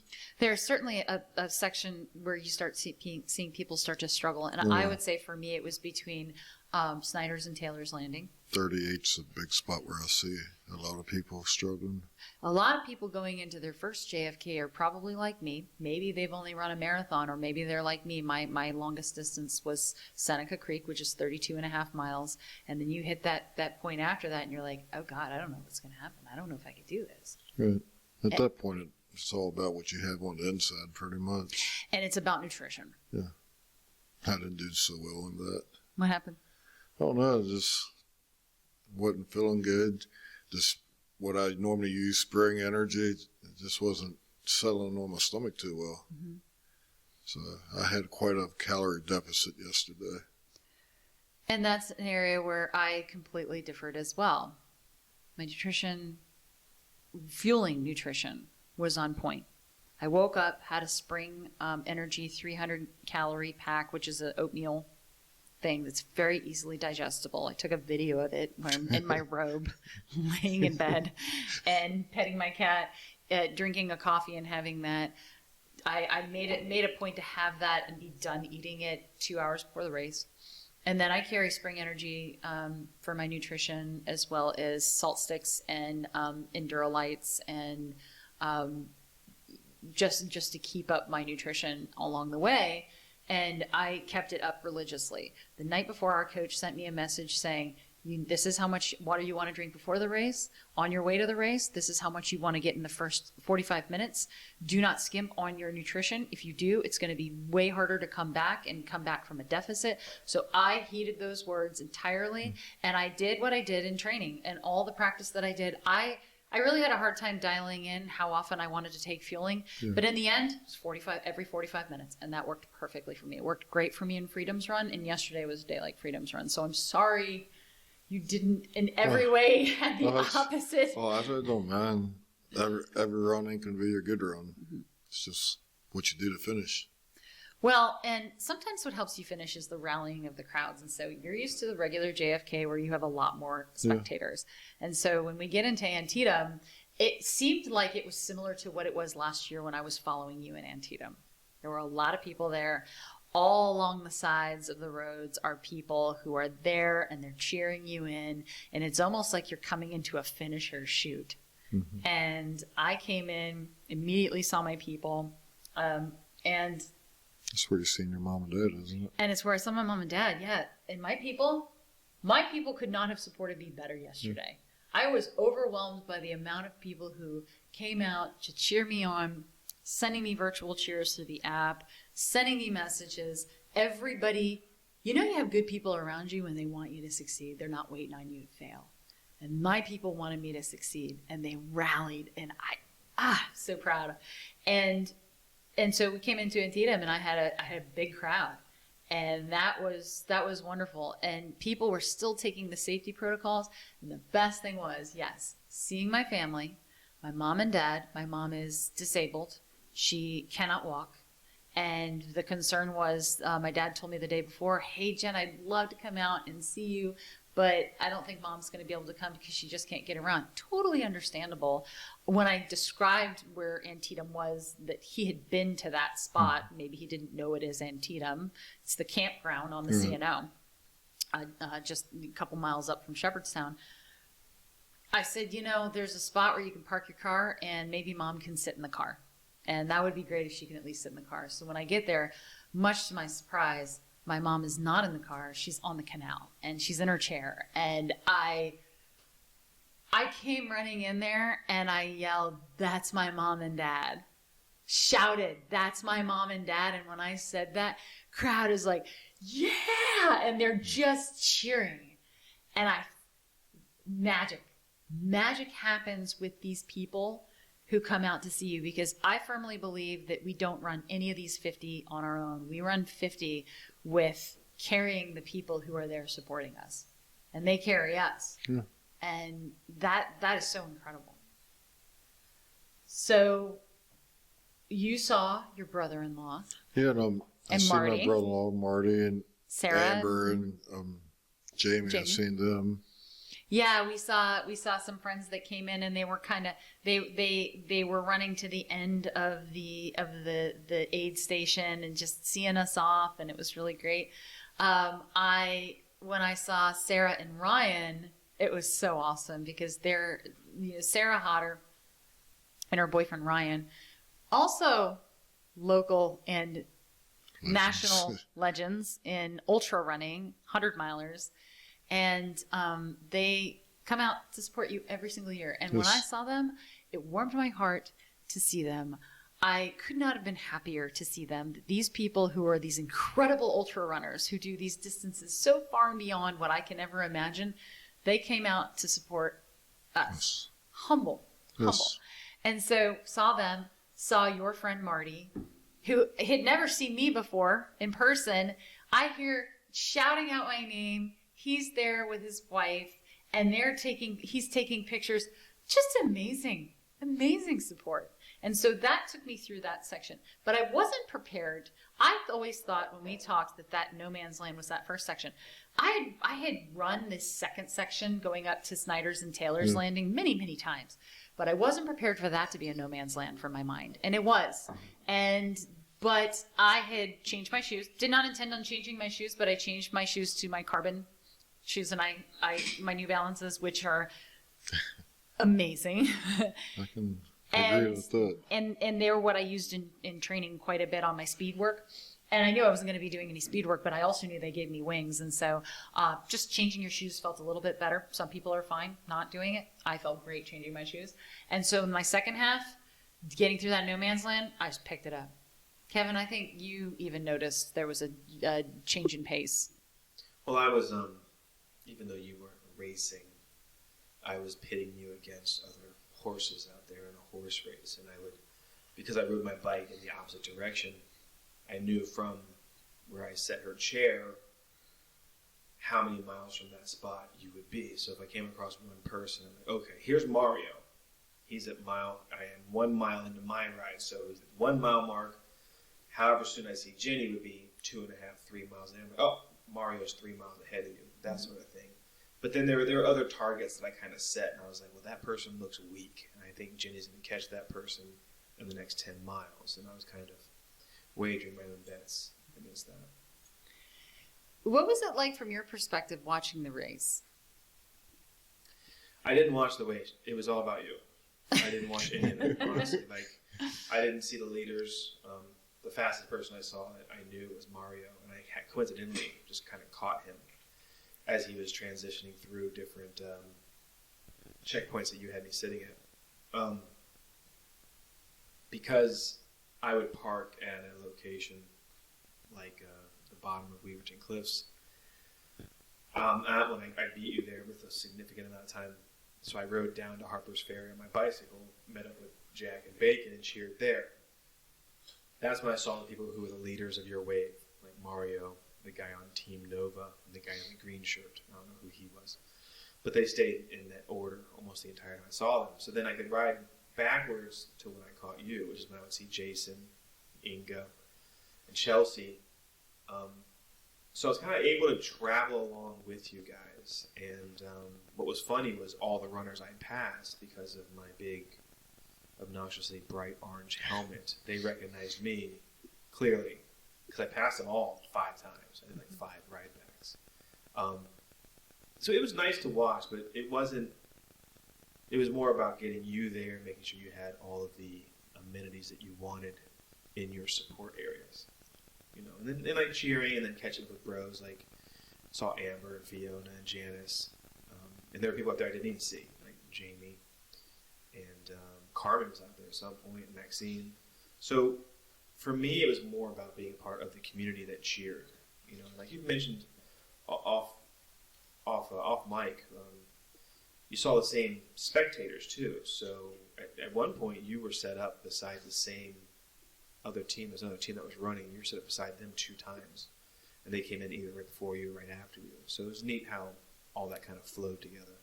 But then, in the end, it was just, I guess I was kind of cheating a little bit, because I was able to ride the course instead of just being a spectator that sat in a chair and waited and waited and waited. I was able to go out and interact with the But course. you were not pacing anybody. Let's be clear on that. I'm on a bicycle. How can I pace anybody? No, you were going in the opposite direction. You would go back to see how far we were out, and then you would go back and then wait at the Taylor's, or wait at Antietam. If you want to be matter of fact about it, I carried a 20-pound backpack with a chair strapped to the backpack for 3 of those rides. So I was actually out there working out what I was doing. Yeah. So if anybody has a problem with that, they can come at me. No, they don't allow pacers on my this. My new email is gfy@gmail.com. It's interesting to hear from your perspective, because from my perspective, I had chapters of people that I saw on the canal. I had chapters of people I saw throughout the whole race. I had that first little section where I was leapfrogging the same people and I'd see them. In the second section after Antietam, I had other people I was leapfrogging, and then at a certain point, I just the miles started getting higher, and I felt so strong. I felt strong in every single mile of this race. I never had a point where I bonked. I never had a point where I felt weak, which had happened to me in almost every point in training after I hit 22, 24, 25 miles in my training. Never had that happen yesterday. And so what happened is I started hitting those high miles, Snyder's Landing, Taylor's Landing, and then I started seeing some people suffering. For the most part, the people around me were doing the same things I was doing. They were soldiering on, doing intervals. Some of them would drop off, and I saw some really strong people. I saw one woman that I had interacted with in the group, and she was strong, and it was kind of really cool seeing her out there. But I also saw some people suffering. I saw a woman who was running diagonally. Her body was diagonal, very close to Taylor's Landing. And I told her, I said, "You're doing great." And she just grunted. She was not well. She needed nutrition. I offered people nutrition who I saw were taking a need. Do you need salt? Do you need nutrition? Are you okay? Because we're all in this to help each other through this. You're not out there alone. Nobody should be alone. And it's a hard day for some people. I've had hard races. I've had plenty of hard races where I'm bonking and I'm like, somebody please save me. And I know there's nothing that can save you. You were having a hard day. But it was when I really started to see the effects of high mileage on people. When I crossed my threshold of 32 and a half miles and I was like, oh, it's real now. I have no idea what my body is going to do. And then I kept feeling better. Then I really got super religious with my nutrition and I wasn't going to take anything for granted. But I hit a certain point where I just started passing people because I felt so good, because I didn't have that bonk and I didn't have the wane in energy. I was able to stay steady. You know, I went faster in the second half for sure, but I wasn't speeding by any means. I was just steady. And I think that's what Kevin saw. And Kevin got a couple of, I think they were great videos where I can see my form and it didn't falter. And constantly I'm checking my form. Don't roll your shoulders forward. Mm-hmm. Make sure your elbows are back. You know, allow yourself to glide. Don't overutilize your body in the wrong way where you start to feel your hamstrings because you're going to have a bad time. And that gave me wings, and it was a strange thing because it doesn't happen very often that I have a good experience in that. And I'll tell you why, because I'm not used to running ultras. I've run a few 50Ks, but running, and I've run a, ultra in Ragnar, and I'm not going to be mentally challenging because you're just sleep deprived. Right. But usually when I'm having a hard time in a race, I'm the one getting passed, and it's usually a half marathon. And I watch the whole race go by me. In a 50-miler, anything can happen. And so me being the one that was strong and kept going, I was like, what is this real life? This is not something that happens to me. And that's when I knew this is your training. These are all those tough days. These are all the days. This year. Everything that we went through in the last year, and I started to visualize the good days and the bad days and the happy days and the hard days, and every Saturday we were out there just grinding and all the sacrifices and truly living an ultra lifestyle. Like if you were to spend a week in our schedules and you really got to experience it, what it is, I think if you're not used to it, it would be like, whoa, you do this every week. Yeah, this is what it takes. This is what it takes to be successful. And you got to be all in. And if you're going to be lazy about it, there's no way. And lazy is not the same thing as being smart and taking care of injuries, for example. But that was a weird experience for me. It was the most amazing feeling to be able to feel strong. And when I saw the goddamn, and I asked somebody, is this a goddamn? I was full of the dad jokes all day when I saw the chickens on the way up. I was like, this is where we keep our chickens. And the guy said, this is much bigger than my flock. Kevin thinks he said something else. And I was like, those chickens are saying flock your flock. Just all day long, on fire with the jokes. But when I saw the damn four, and I said, goddamn, every runner I passed, I said, how happy are you to see that goddamn? And some runners were new doing it, and this was their first time, so they didn't know the goddamn was when you get off. They knew it was damn four, but they didn't know there was an actual goddamn that you were going to sing. Such a dork. Beavis and Butthead. This is a goddamn.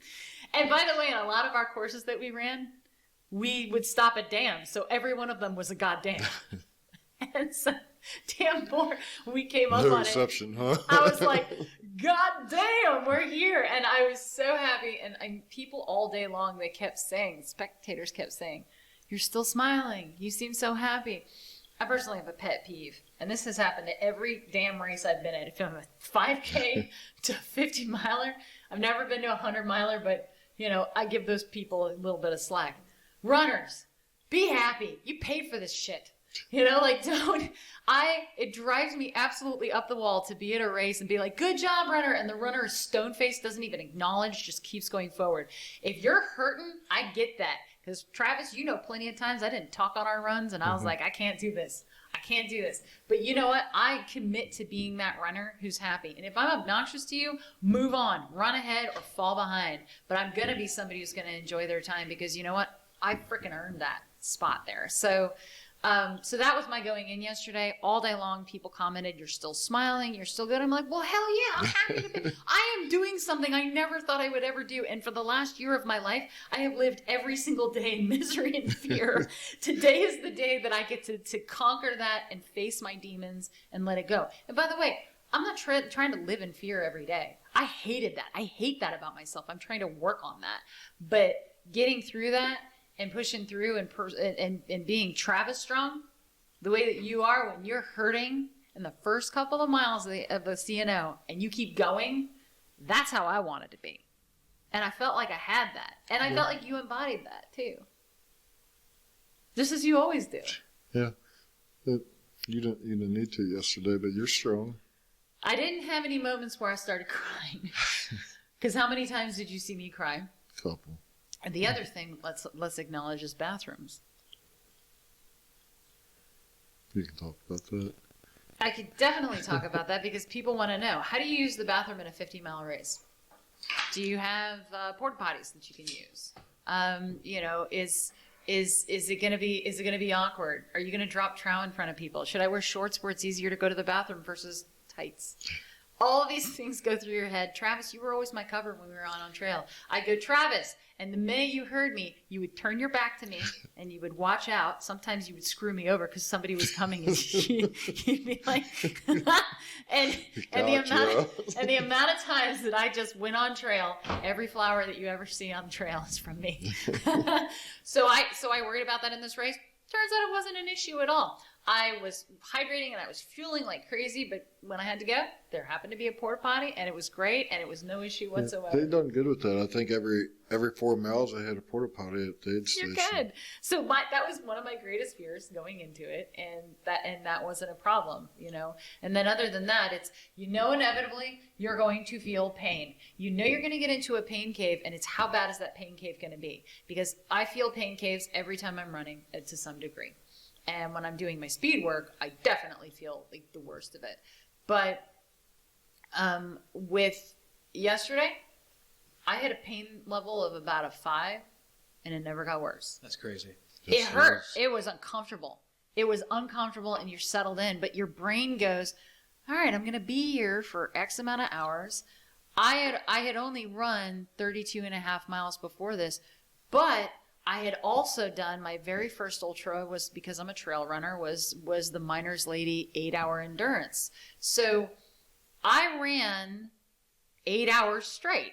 So I know I can run at least 8 hours straight, even though in that case it was only a 50K. So it's about like how bad are you going to let the pain affect you when you settle in? Because what are you going to do about it? If you stop, you're still going to feel it. So you might as well move forward. Just keep going. What do you do? Like, you were in a pain cave from the beginning. Yeah, I just accepted it and kept going. Once I made the commitment to where I wasn't going to quit, I mean, I still felt it, but it didn't enter my mind anymore. At that time, I was like, okay, how am I going to get back on track? Make up all this time that I've lost. And that is where, in all of our training, and I said this to you multiple times, I said, I don't know if I can do a 50-miler. And you'd always say, I think you can. And I said, no. You know what happens when things get hard for me? I don't quit, but I get into a funk where I'm in misery. And I wanted this whole year to be Travis Strong. I wanted to have the mental endurance to be able to push through when things got hard. And that was one of my greatest fears too, going into this. Am I going to hit that pain cave and not be able to recover and not be able to be Travis Strong? Am I just going to be miserable the whole time? And I found that I wasn't crying by any means, but I was able to continue to move forward. Mm-hmm. I worried about you all day. I wondered where you were. I wanted you to know that I was okay so you wouldn't worry about me. But I knew I had seen you for 4 years prior, I had followed your story, and I knew that you wouldn't stop. I knew no matter what, if you were hurting, you would still be going forward. Yeah. Otherwise, you wouldn't have started the race in the first place. You don't stop. Ever. Try not to. It's an amazing power that I have never seen in anybody before to your level. You just don't stop. They have to tear you from the course before you'll stop. So, so let's talk about timing.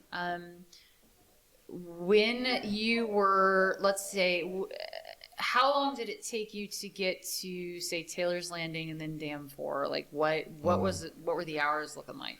I got to mile 38. That's where I had just about made up my time, so it would have been probably around 10 hours and 12 minutes. Mm-hmm.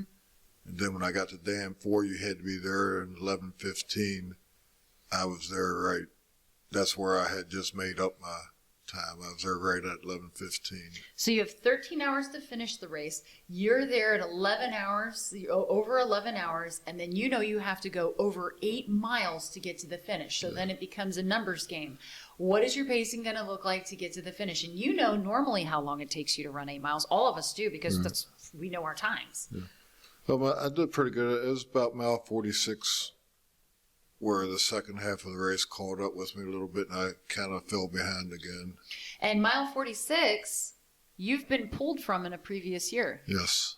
And that is, to me, the most painful, saddest place to be pulled from in the JFK 50. 46 pulled from the race. I made a statement to Steve.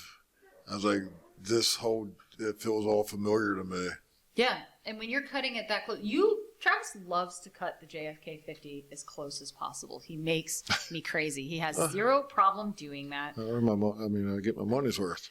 And I worried about cutoffs yesterday too, but I honestly had no concept of cutoffs because I didn't remember the times. I had a little sheet in my pants, but I didn't look at it. At one point, I asked somebody that I was running with, because I met friends all along the way.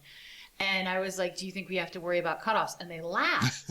And I was like, it's a serious question. Do we have to worry about cutoffs? I don't know, because I don't know what's reasonable and what's not, and what your pacing is. So as I'm looking at that app, and by the way, my phone died because the app uses too much juice. That's the only bad thing about it. It's probably not the best thing for a 50 miler, and they recommend you carry a separate battery pack. I didn't feel like it, so I was like, whatever. Go faster. Go faster, yeah. So, that means you'd be done faster, which means the battery wouldn't die. Oh, yeah. I was like, what are you saying? So with 20 miles left to go in the race, this phone thing is telling me at what time I'm projected to finish. And at that point, I think it said I was projected to finish in 10 hours and 13 minutes. And I'm like, 20 miles? I could make up 13 minutes. I think I could go sub 10 on this. Because I remember I had been conservative the whole day. I'd felt good. But at the same time, I was conservative. But because I was using this strategy, I honestly don't think I could have done any better, because had I not been conservative, I would have blown myself out at some point. And David said, if you have anything left, you can give it in the second half. So, or that's where you should put your energy. So I'm hearing this and I'm like, Travis would be proud of me if I did sub 10, because we'd always talked about that would be great. And going into this, I had no time goals. I was like between a 9 and a 10 would be amazing. But honestly, I just hope to finish because I have no idea how I'm going to do. So each mile I started with my intervals going just a little bit faster, especially since I changed my shoes, and I started ticking off time. So each mile, that 10:13 went to 10:11 or 10:12, then 10:11, and I had 20 miles to make this up. And I get off of Dam 4 knowing I had 8 miles to do, and I know exactly how long it takes me to run 8 miles when I'm running a comfortable pace, when I'm running a speed pace. I know how long it takes me to run 8 miles, and I started doing the math, and I was like, oh my God, I've made up so much that I'm going to come well under 10. This is going to happen. But then you have the pressure of, I can't fall apart at the end because I would be disappointed that I gave too much, fell apart, and then missed my time goal. Similar to you, and I know it's totally different, you're like, I can't fall apart at the end because then I won't finish. And I might get pulled again at mile 46, which would just be devastating. So the whole time, you're chasing your time goal. That's okay. I would have had to keep walking anyway to the finish line because my phone was dead because of that stupid app. I love that hat. Travis, stop hating on it. So we get off at the canal, and when you get off at the canal, you are so happy because you're no longer on the flat. And for somebody like us, we did our best runs were our hill work days. We love hills. We live in a hilly area. We thrive on hills. And this is rolling hills. What was it like when you got off and you knew what your time was? Was it dark? Yeah, I didn't get to see the dam. I heard it. You heard the goddamn. I didn't see it. So it's dark, so they give you the vest of shame.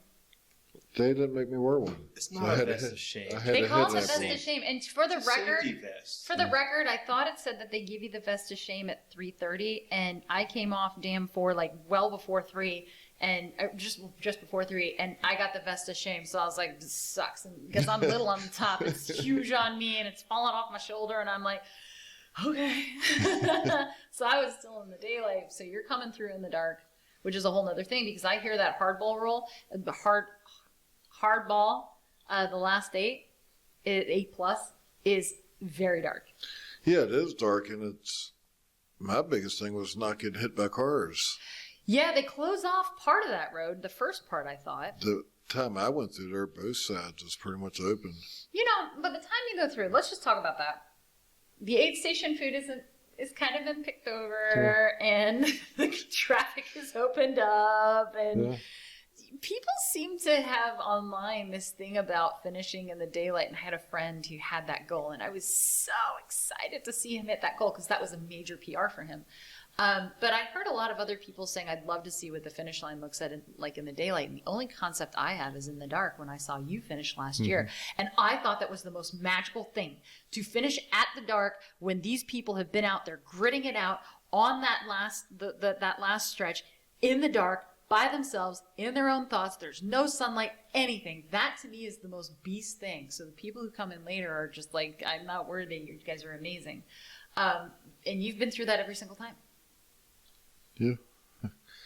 I would like to see it in the daytime once. Well, in the daytime, I found that when I got on that, I stopped the intervals. I walked the first hill, and I walked a couple of the gradual hills, but I just ran.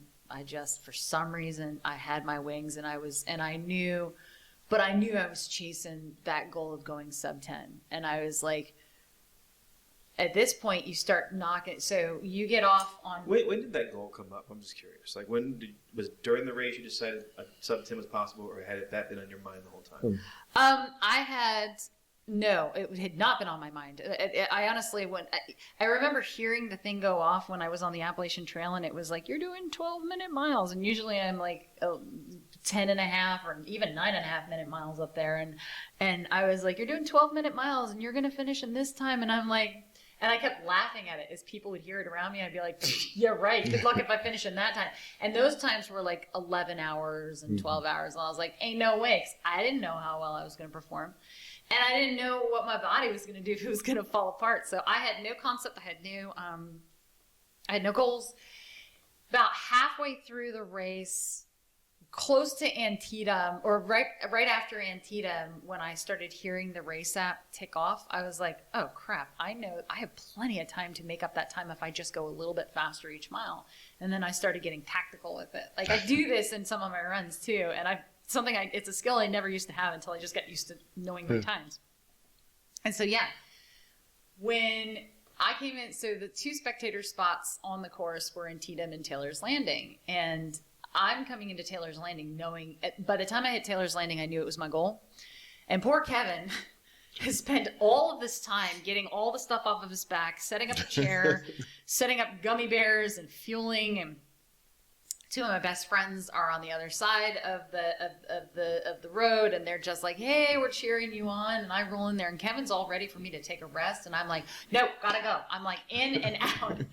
Because my coach told me, don't spend too much time at the rest stops. But it was okay. I was prepared, but if you wanted anything, it was there. So it wasn't that big a deal. Yeah, but I rolled in, and I was like, and I think you knew, and I think I told you something that I could go sub 10. But at that point, I didn't know how serious it would get. I was just like, let me just see how fast I can get. So yeah, I just decided to chase it, and it really helped me to have that goal in mind, when I was getting off the canal. And I ran into my friend getting off of the canal, who was chasing his goal of hitting the finish line before the sun went down. And I thought, oh, how perfect. And I was so worried that I was going to annoy him. And we just started talking a little bit, and we were running together. We would walk together, and it made sense. And I said to him at one point, I said, Chris, are we going to hit sub 10? And he's like, I don't know. I know how long it takes me to run this section because I've run it before many times. And this is his third JFK. And he's like, I think we might. But anything can happen. And I was like, okay, that made me push a little harder because I was like, well, is he doubting it? I don't know if we're actually going to do it. And so when it came down to it, I started moving, and then I started taking souls. That's really when I started taking souls. I was not by any means going faster. She means passing people. Well, I was yeah. And I was like, and not intentionally passing people to pass people, but I would set a target and I would go. My coach told me the night before, he was like, don't stop yourself on the downhills. And he said that on the Appalachian Trail too. He's like, it's okay to go on the downhills and just keep it smooth. So I thought of his words as I'm going in the last couple of miles, and there's a couple really good downhills, and he's like, let yourself coast. And so I saw people ahead of me, and I'd just be like, do it. And by that time, people are so damn tired. Some are really super strong out there. Some just want to walk. But the tribe around me, we were down to go. We were going. My friend Chris was going. He's an Ironman. So he was like, let's do this. And he was beasting out. So we just did it. And that was a weird feeling because when you start counting down, when you get off the dam, the race starts counting down the last mile. So it goes 8, 7, 6, all the way down. And some people like that. I've heard some people don't. I was watching some videos. I loved it because by the time I hit 6, I was like, ain't nothing but a 10K. And then I hit 3 and I was like, ain't nothing but a 5K. And that's when, for me, my legs had been running almost 50 miles, but it truly felt like I was in a 5K race. It was a weird thing that happened in my mind. When you've been running that long and you know you only got that much left, you get some wind in your sails. Well, it's okay to empty the tank out. Yeah, has that happened to you? Oh, no, I'm not as fast as you. Hold on, let's give credit where credit is due, though, because your fastest marathon time is way faster than my marathon time, and your fastest half marathon time is way faster than my half. Yes. So don't act like you've never known that before. It was a long time ago. It was not a long time ago. It was a few years ago. It was not a long time ago. You were in your 40s. Yeah. And you're still in your 40s. Maybe 80s. I don't know. But yeah, it's so, and I don't mean to just, that was my experience. Mm-hmm. I expected to be in a world of hurt, and it turns out that when you try something, anything could have gone wrong that could have changed my day. Yeah. And I never took that stuff for granted. Every time that it felt good, I know it only felt good in that moment because I've been in plenty of races where I feel good one moment and the next I'm crashing. It can change very quick. And 50 miles is a long time to have to endure. Oh, it is. Anything can happen. And so I'm rolling through that last bit. And my friend Rachel, the same one who gave me the advice of running the 5-to-1, she's like, you'll feel good when you hit the hard ball. And our friend Simon also wrote me a message on Facebook the night before, and he's like, you'll feel good when you hit the hard ball. Just go. Mm-hmm. And I felt good when I hit it. And so we just started rolling, and I started ticking those miles down. And I hit 8 stations, and took a little bit of fueling, and I just kept going. And then when it was time to kick it in, I was like, enjoy every minute you can, because it's about to end. You're out there an entire day, and then before you know it, it's about to end. And I took a second to reflect on everything in the last year.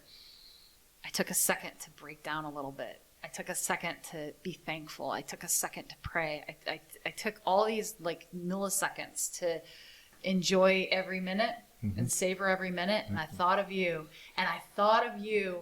I wonder what it would be like if he knew that I'm about to finish, because he's never going to believe I'm going to finish like this. Well, I think Jamie and said she's going to go sub 10, ain't she? Really? Yeah. And when I saw the clock, I knew in my head the number it was going to be in the clock. I visualized it well several miles before I hit it. Even before I hit the hard ball, I knew the time it was going to be. I don't know why, but I was like, I'm going to hit that. And when I kicked it in, I heard the announcers. The sun was not down. The sun was just starting to go down. It was about halfway down.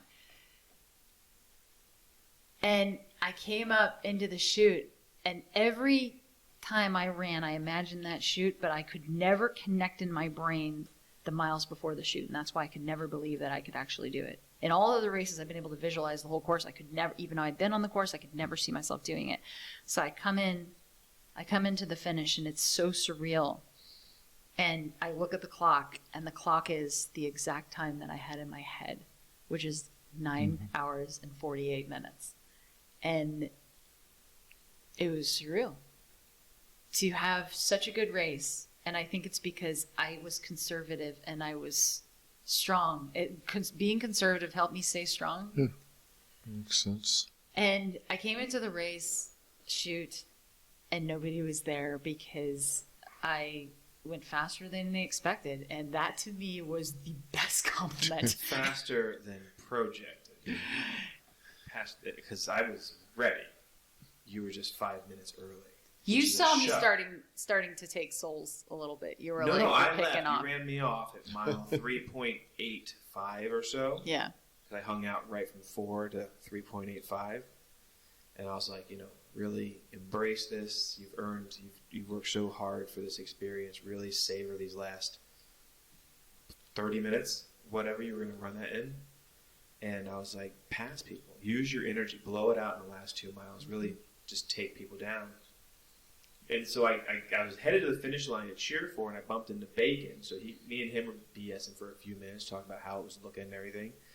And then I went to the finish line. I'm like, oh, shit, I better go get the guide on. But we had to park so far from the finish line. I rolled over there, locked up the bike, did everything I was supposed to do, changed the backpack out, made sure I only had jackets, not a bunch of other crap I had to carry, to bring it back to you, and then get the guide on, but the guide on is kind of wacky to carry. Plus, I just finished cycling 26 miles with 25 pounds in my pack, so I was smoked. So I walked back to the finish line just to find you in the parking lot going, Kevin, no. I'm like, oh, shit. I missed it. I freaking missed the finish line. And to me, it was perfect. So if anybody knows me and Kevin, we have these perfectly imperfect moments in our life together. Our life is dotted with these. It happens to us all the time. It happened to us with the way we were engaged. It happened to us with the way we were married. And things don't always go to plan as planned. And they become the most beautiful things. And in that moment, immediately, it didn't even cross my mind that you weren't there yet. Immediately, my first thought was, I exceeded his expectations. Totally. And that made me feel so proud. And I was like, I cannot wait to tell him when I see him. And then my next thought was, Travis is never going to believe this. It's going to be so cool. I thought, and I looked at my watch, I had a 6-minute window. Like, I knew once I got to the finish line, you would come in the next 6 minutes. And the fact that you've been there for 2 or 3 already just means that you were that much faster than your original pace. And do you have the data on your last 3 miles? I want to know how different they were from your regular miles. They were a little bit faster, but it's hard to tell because there were a couple spots where I went to aid stations. So if you look at my miles, my slowest miles are aid stations, including the last couple of ones because they're very close together. So I think they were faster than my other average miles. They were by no means fast, with comparison of how fast I can run. But I had a faster I'm second going to your half. data right now. No, I had a faster second run, but second half. But I had seen so much suffering out there on the trail, and I had seen so much camaraderie from people, and I had felt nothing but love all day. There is no competitiveness that I feel where I'm at in the pack. Maybe it exists. Not all true. I felt nothing but love. I felt love from people I had never met before who didn't know me. I felt love from this community that I discovered on Facebook. I felt love from you and all the support that you had given me the entire year. I felt nothing but warmth. I could not recommend this more, this specific race, more than any other one that I've done other than, say, Ragnar, where you feel this family vibe. It is something I can't even describe. It was amazing. You're definitely in the JFK family. And I finished. And I did something I never thought I would do. And then just like that, a year of worry and stress and self-doubt and fighting it constantly and stuffing it down and being a pain in the ass to Kevin and to you and to just self-isolating, it disappeared. And it was so amazing because the high that it left me with, I slept 1 hour last night. I'm still not tired. I don't want to sleep because I don't want to waste the time that I could be feeling this way. It don't go away. It's in you now. So I shared the end of my race story. Oh, I'm sorry, just a heads up. They're not fast miles, but to me, I felt like I was flying. 10:12, 9:54, 10:26, and 10:12. That's with aid stations. That I stopped in aid stations, and that's with That's walking. mile 46, 47, 48, Yeah, 49. and that's with walking and that's with walking a little bit. You are a bad MF. No. Talk to people like 50, Mario. Mario's a Jenny, bad MF. 50 miles. Yeah, no, it's not. No, Okay. it's not. But I have to tell you, I am proud. I don't think I could have done any better. I don't want to do any better. I'm proud. So awesome. So Travis, I want to hear about the end of your race because and it's funny because we stuck together all year, and for all the grit that you had, you're the one who deserves the most to feel good in this race. You had a tough day. It was a tough day, but like I said, I mean, that's part of running. It's just that last 8 miles was just, all right, just try to stay on course and get it done. And it was mostly walking fast, but I would try to run a little bit, but back on concrete again, that wasn't going so well. I feel like I don't want to sound cheesy, but it parallels everything that you've been through with your recovery. It does. You're never running through recovery. It's a step at a time. Yeah. It's a day at a time. Yeah, I just kept imagining getting pulled off the course at 46 that one year. Isn't it amazing that that's what you worry about these days? Yeah. 10 years ago, when you hit your 10-year sobriety, you were worried about being on full-time disability. You were worried about being told by doctors that you would never be able to walk unassisted, certainly not run, that you should just resign yourself to laying around all day, Pretty much. being in pain all day. But as hard as that JFK was last night, that's probably my most favorite Was it? because it was so hard. You like it when it gets... What do we do when it gets hard? Well, it's not. We get hard. It's not that. It's just I had to work. I had to grind it out, and I showed myself that I can still do that. Sometimes you start. Was there ever any doubt? When I was sitting mile 27, there was plenty of doubt. I was like, man, I can just quit and go still see Jenny across the finish line. And I was worried about that. And I told you, we actually had this conversation before the race started. I said, don't you dare do that. Don't you do that. And I said, I will respect you. You know I've got you, whether you finish this or you don't finish it. I don't care. But don't you quit early for the sake of seeing me finish. Because we're in this together. But at the end of the day, we done what we said we was going to do a year ago. We both finished it. Tell me about that finish. My finish? Yeah, tell me about it. I didn't think you were coming, bro. I didn't think I was coming. Let me set it up, okay? So You paint the picture. it's dark. The finish line. There are these two MCs that just run their mouths the entire time. And they were funny. They were funny. So they good. were clever. They had it going on. But they were like, okay, we can see 4 more people on approach. It's probably a little under a half-mile approach, straight line that you could see people come up over a hill. And you see his headlamps. I'm like, is that him? It looks like his cadence. Looks like his size. No, that's somebody smaller. No, they were wearing green pants or whatever. So we couldn't tell it was you, but they kept saying how many people were left on the course and how much time was left. We knew who had been pulled and how many people were still left out there. Sorry. We did not know who had been pulled. We just knew that 50 people had not made it through. Right. They said that a number of people had been pulled. So as soon as I came in and I saw Kevin, we just like I did last year with you, we stayed for the remaining hours watching runners come in. and cheering every runner that came in. And so it started getting thinner and thinner and thinner, and we started seeing fewer headlamps coming. And I thought your phone died. If you were pulled, you would have no way of getting a hold of us. Bro, this is going to sound wrong, okay?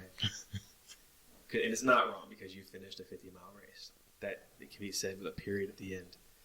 But they were like, there's 3 more people on course. And I'm like, what? Dude. He does this every year. He does this every year. It makes me crazy. 10 to 13 minutes away from the end of the race. And you weren't wearing your headlamp. That was the thing. No, you did have your headlamp on.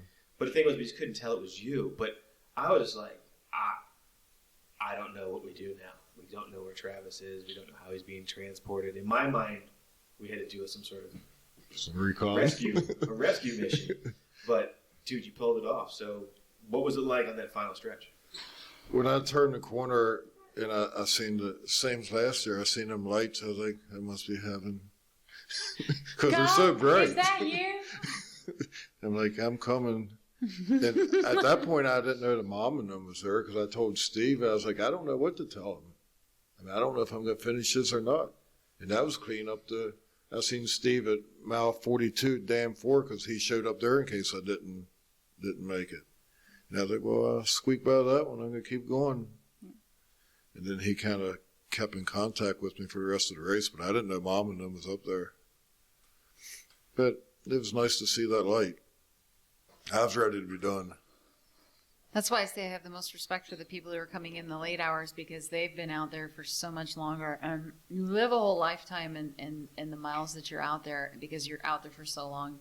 You meet different people. You see the people that you love.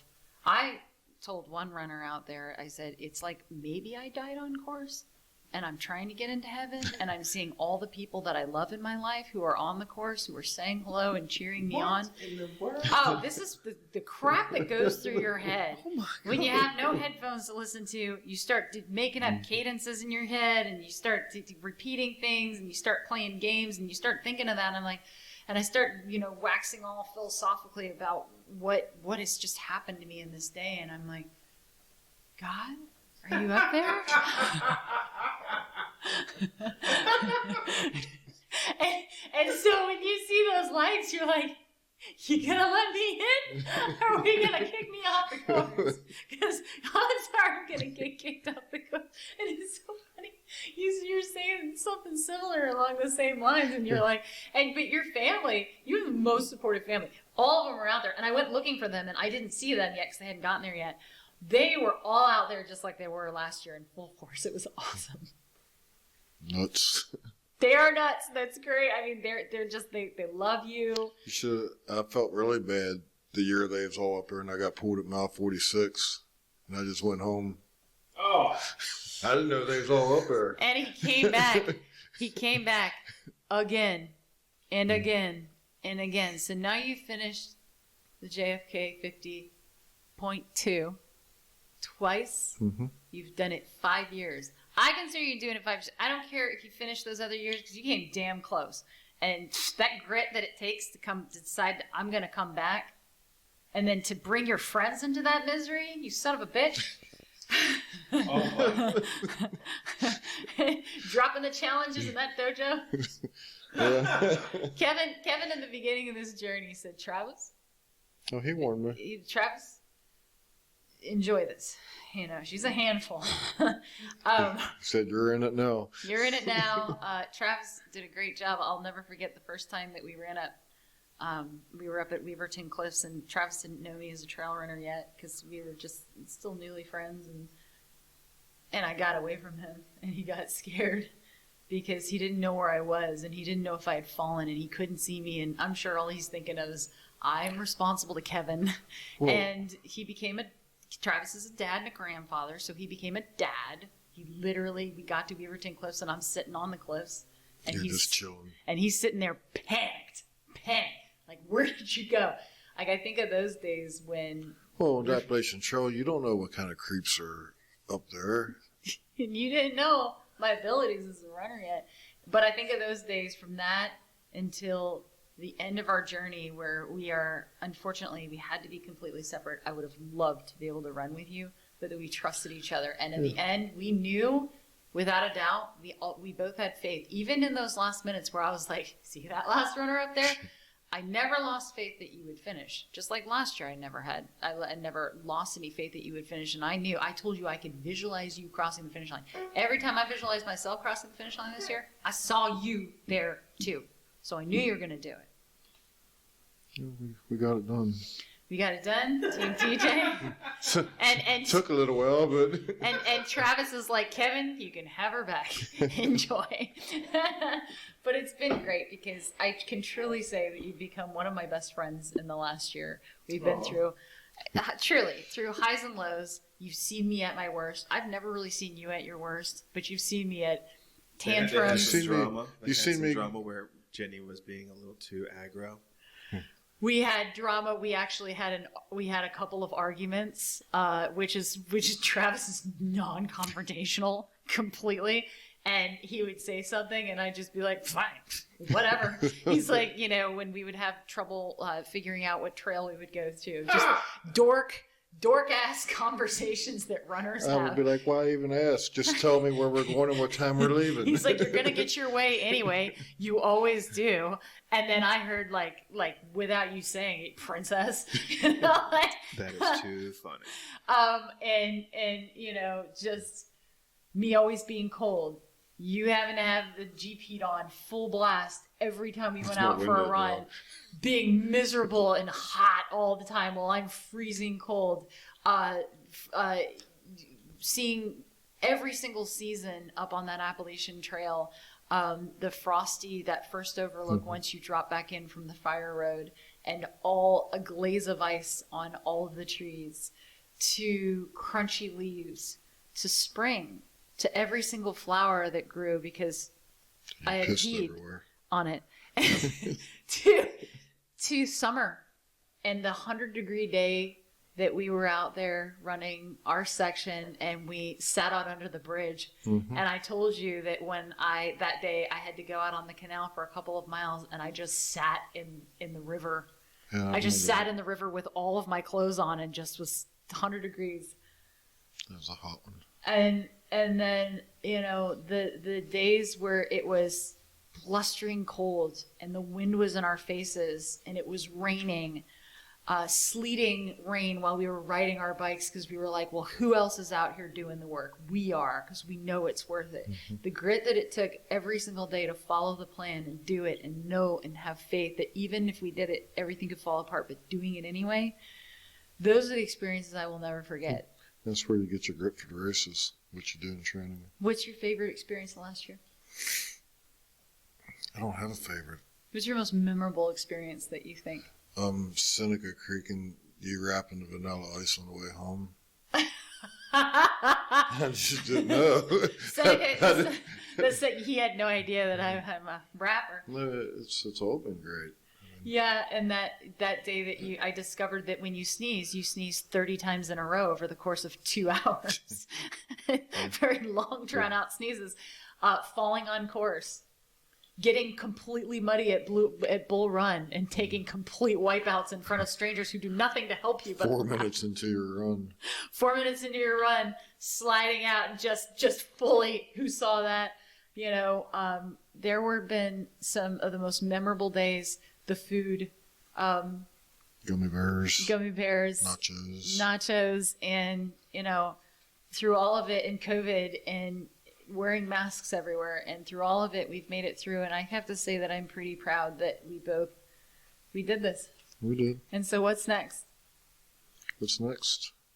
218 miles in 30 days. We're gonna do that. We're gonna do that is the Desert Storm challenge that's being put out by the Marine Corps Marathon. But what's our next big goal? Highland Sky 40 miler. That was canceled. And by the way, all of the damn races that were canceled this year deferred to next year. So we got all of them next year. Yep. So we're excited for another year. But right now, we are excited to take a break. I'm excited to go get these nachos.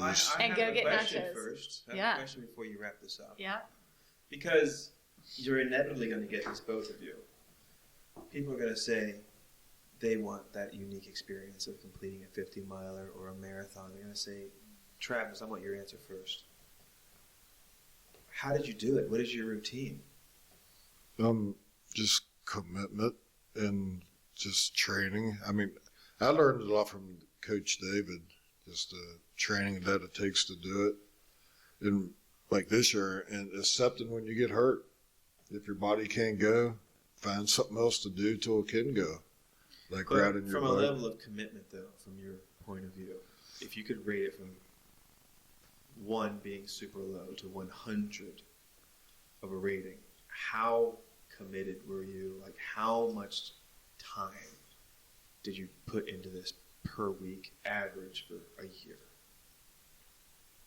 And then, again, 1 to 100, how serious is it?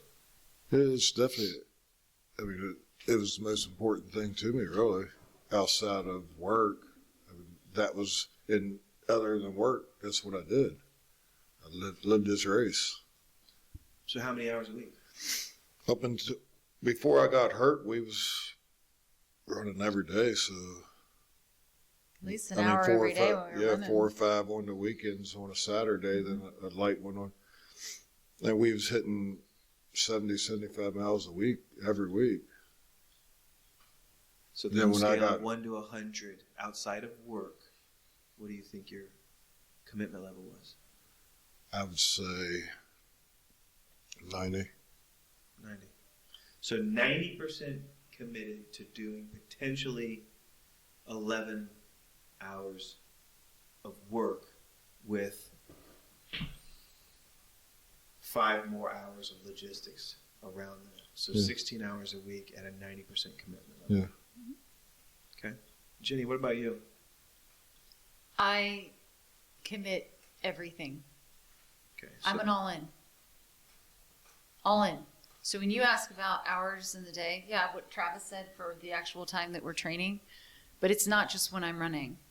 When I'm not running, I'm thinking about what I'm eating. I'm thinking about what I'm doing for mobility. I'm thinking about what I'm doing to keep myself healthy. And Hold on. Let's go back to mobility. So approximately how many hours per week do you think you committed just to mobility? I want to give people perspective because it's really easy to be flippant about training when it's so global and you guys kind of skim across the top of the true time. I would think Effort. with me, that's where I lost the 10% at, where she was doing the yoga and all the right things. I mean, I was doing the running and living the running, but I skimped on the little details of what you got to do. As far as you were concerned, as far as your scope of what you wanted to commit to it, you were 90% for that amount of time. Yeah. Based on who you are. Right. Just the fact that she engaged with yoga, tertiary elements like structural elements, Mm-hmm. adjusting nutrition. You know, she dabbled in testing probably 15 different sets of gear and outfits. 65 shoes. pairs of shoes. 65 For pairs real. of shoes. Like a lot of shoes she tried. And I guess I want people to understand that from you guys, that it seems like it doesn't seem like you're living and breathing it because you have jobs, you have pets, you have family, you have obligations, you have downtime, you have sleep. But when somebody just kind of casually asks, "Oh my God, I want to do what you did. What did you do? What was your routine?" People need to know that it was your whole life. It was your whole life besides work. you go, you have to be willing to go all in. Are there people successful who don't go all in? Yeah, absolutely. There's a ton of people who are successful, but it's not easy for us, and it never has been, and it doesn't come naturally to us. But we also have that personality where we go all in. It's part of the addictive personality, to be honest with you. It's the way I was when I approach hard goals. I go all in because that's the only way that I can ensure success. When I went to college on my own dime, I had to be the top person in St. John's and university, and I was, because that's what you do. It is no different. It's the same formula that I followed here. Running is life. And the unfortunate thing is you can't balance everything. You can't do it all. Something will fall by the wayside, and relationships can be very hard. And I think for you and me, Kevin, it was a challenge because everything that you did and I did revolved around my schedule and holding to this commitment because you knew that I was going to give it a shot, that I was going to go all in. And it's not just for the 50 miles. It's not just for the hours that it takes to run this race in one day. Really where I was at is I want to see what I can do with my body throughout the entire year. How strong can I become? Because I never knew. I never knew how I could be. But running is life. And when I say running is life, it is every waking moment you're thinking about how can I improve and be the best that I can be at this. It's watching endless YouTube videos. It's doing endless mobility, hours a week. It is looking at what you're eating. It's working on sleeping, knowing that that's the only time your body is repairing. On your rest days, it's truly embracing your rest days and knowing you're repairing, but also at the same time doing other things that are building up your running. It is every aspect of your life that you can throw all in to doing something as if you are a professional athlete. That is the way that I approach it. And yes, I have a full-time job.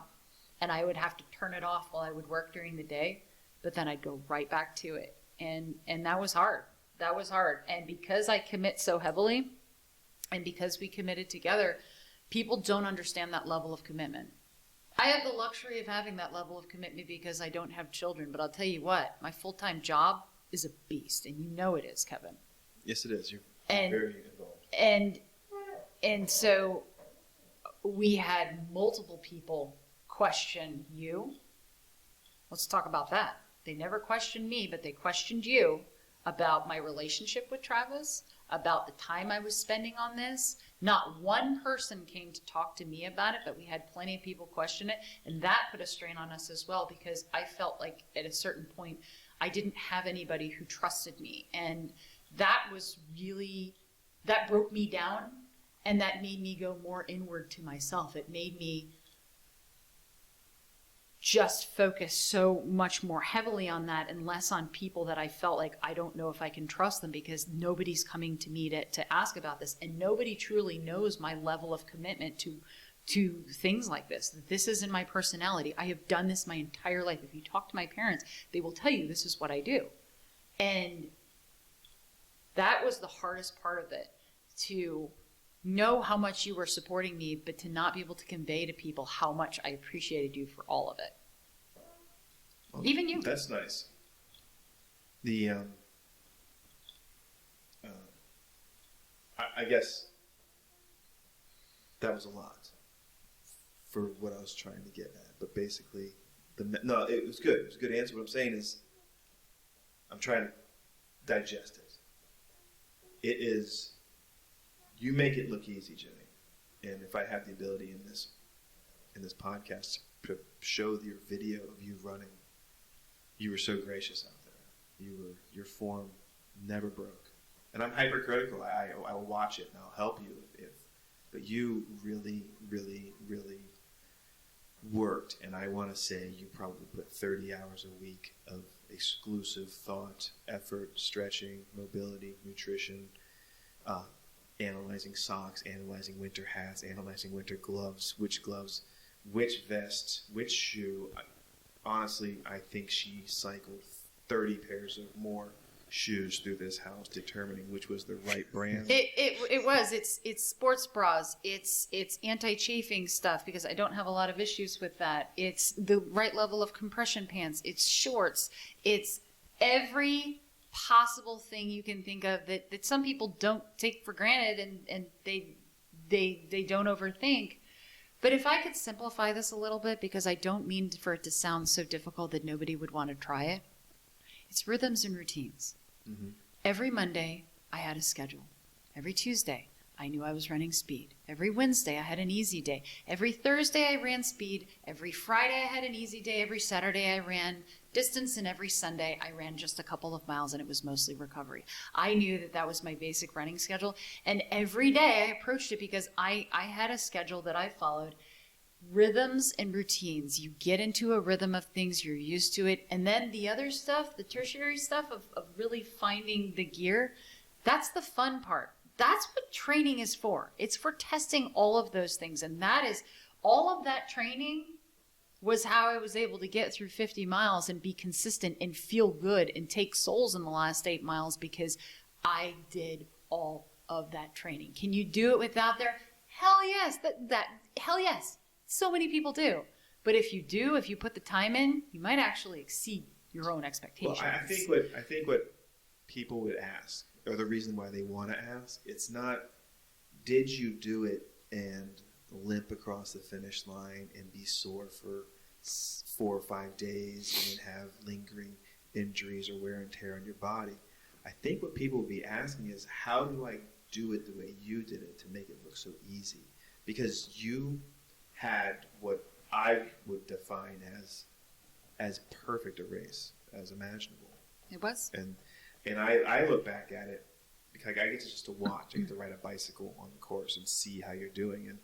And it all came down to how high a level of dedication and commitment that you put into yourself and to Travis, that you didn't let anything get at you. You didn't let anything get in the way. You did not miss, I don't think, any runs over the course of a year. And yeah, that puts stress on relationships. It puts stress on your jobs. It puts stress on your body. And those are the true costs, is the wear and tear of that level of commitment. But what a great outcome. You ran sub 10, which I didn't know we were aiming for. I thought we were aiming for mid-11s, low 11s. So the fact that we were an hour ahead of schedule was kind of blowing my mind. But that's incredible. But if I might give you the opposite of that, just to counterpoint what you just said, yes, the stress of all of that and what you go through. I have a high-stress job. You know this about me, that I have a hard time separating myself from my work, and you sometimes suffer from that because you see me always stressed out. Yes, there's stress from the body on running, but running is also the outlet. Most people have busy lives. We're all freaking busy. People who have kids, they all have excuses. I have 10,000 things I've got to do in a day. How can a person like who do it like me? Yes, I do have a lot of conveniences in my life that make it a little easier for me to do it, but I also don't make excuses. Ever. I show up to do the work, always. There is never an exception. I don't quit. I'm all in. So if you want to sit around all day and say, I have no time, but you have time to sit in front of your TV at night when you could be going out for a night run, that's an excuse to me. In the morning, I get up early and I run. I have the time to run, but if I didn't have the time to run, I'd run late. That's what Travis did. And Travis wakes up at 4 a.m. every morning, drives to Pennsylvania. Before COVID, I was driving 2.5 hours a day in traffic for my job, and we're still getting it done. Sometimes we was out there running at 9 o'clock at night. Running at 9 o'clock at night, but I think in this day, yeah, I understand that I guess I'm getting to children. I don't have children. Okay, that takes up a lot of your time. But I also don't make excuses. You don't have to make an excuse for not making excuses, Jenny. Yeah, but I think that what makes the formula work, though, when we don't feel like getting up and moving? Having a tribe. Because that's why Bros and Bras is magical, because you don't feel like going out. There's always somebody else who's going to meet you. Before I was doing this, Fiona would meet me at the crack of dawn when it's pitch black out, and we would run together. Travis would meet me 9 o'clock at night, and we would do hill repeats together because I didn't have an excuse. So, and he didn't let me have an excuse, and he made me accountable. So if you're having a hard time committing to things, and if you're somebody who needs a plan to follow it like I do, but you're afraid that you'll be short-lived and life will get in the way and you'll say, well, I just couldn't do it, or I got injured and so I gave up on it. Find an accountability, find a piece of accountability, your children, your health, a medical scare, a person there waiting for you. And trust me on this, it will become so much easier. Anything to add, Travis? Yeah, I believe she touched on about all that. Well, good. You guys answered that was the only question that I was prepared for that wasn't answered earlier. So, anything else you guys want to say? Anything we didn't cover? He's proud JFK 50 finishers. And thank you for giving us the time in this forum to talk. The whole year we didn't get to a lot of our episodes, and that's okay. COVID took over and life took over. Excuses, but it's, I think we mission accomplished. We wanted to get across what we wanted to get across, and we're here for the long haul. We don't do anything half-assed. And do it with minutes to go. He does So it every dramatic. time. So dramatic. I could not believe. Finally, it was you coming. Like, freaking finally. Awesome. I appreciate you guys hanging out there waiting on me. I mean, that's a long time of just course, to stand around Travis. and wait. Travis has become like a member of our family this year. It's been wonderful to get to know you and to have you as our dear friend. And I appreciate both of you guys. yeah, our dogs appreciate you too. Travis is basically an MLB level pitcher and throws ball for them.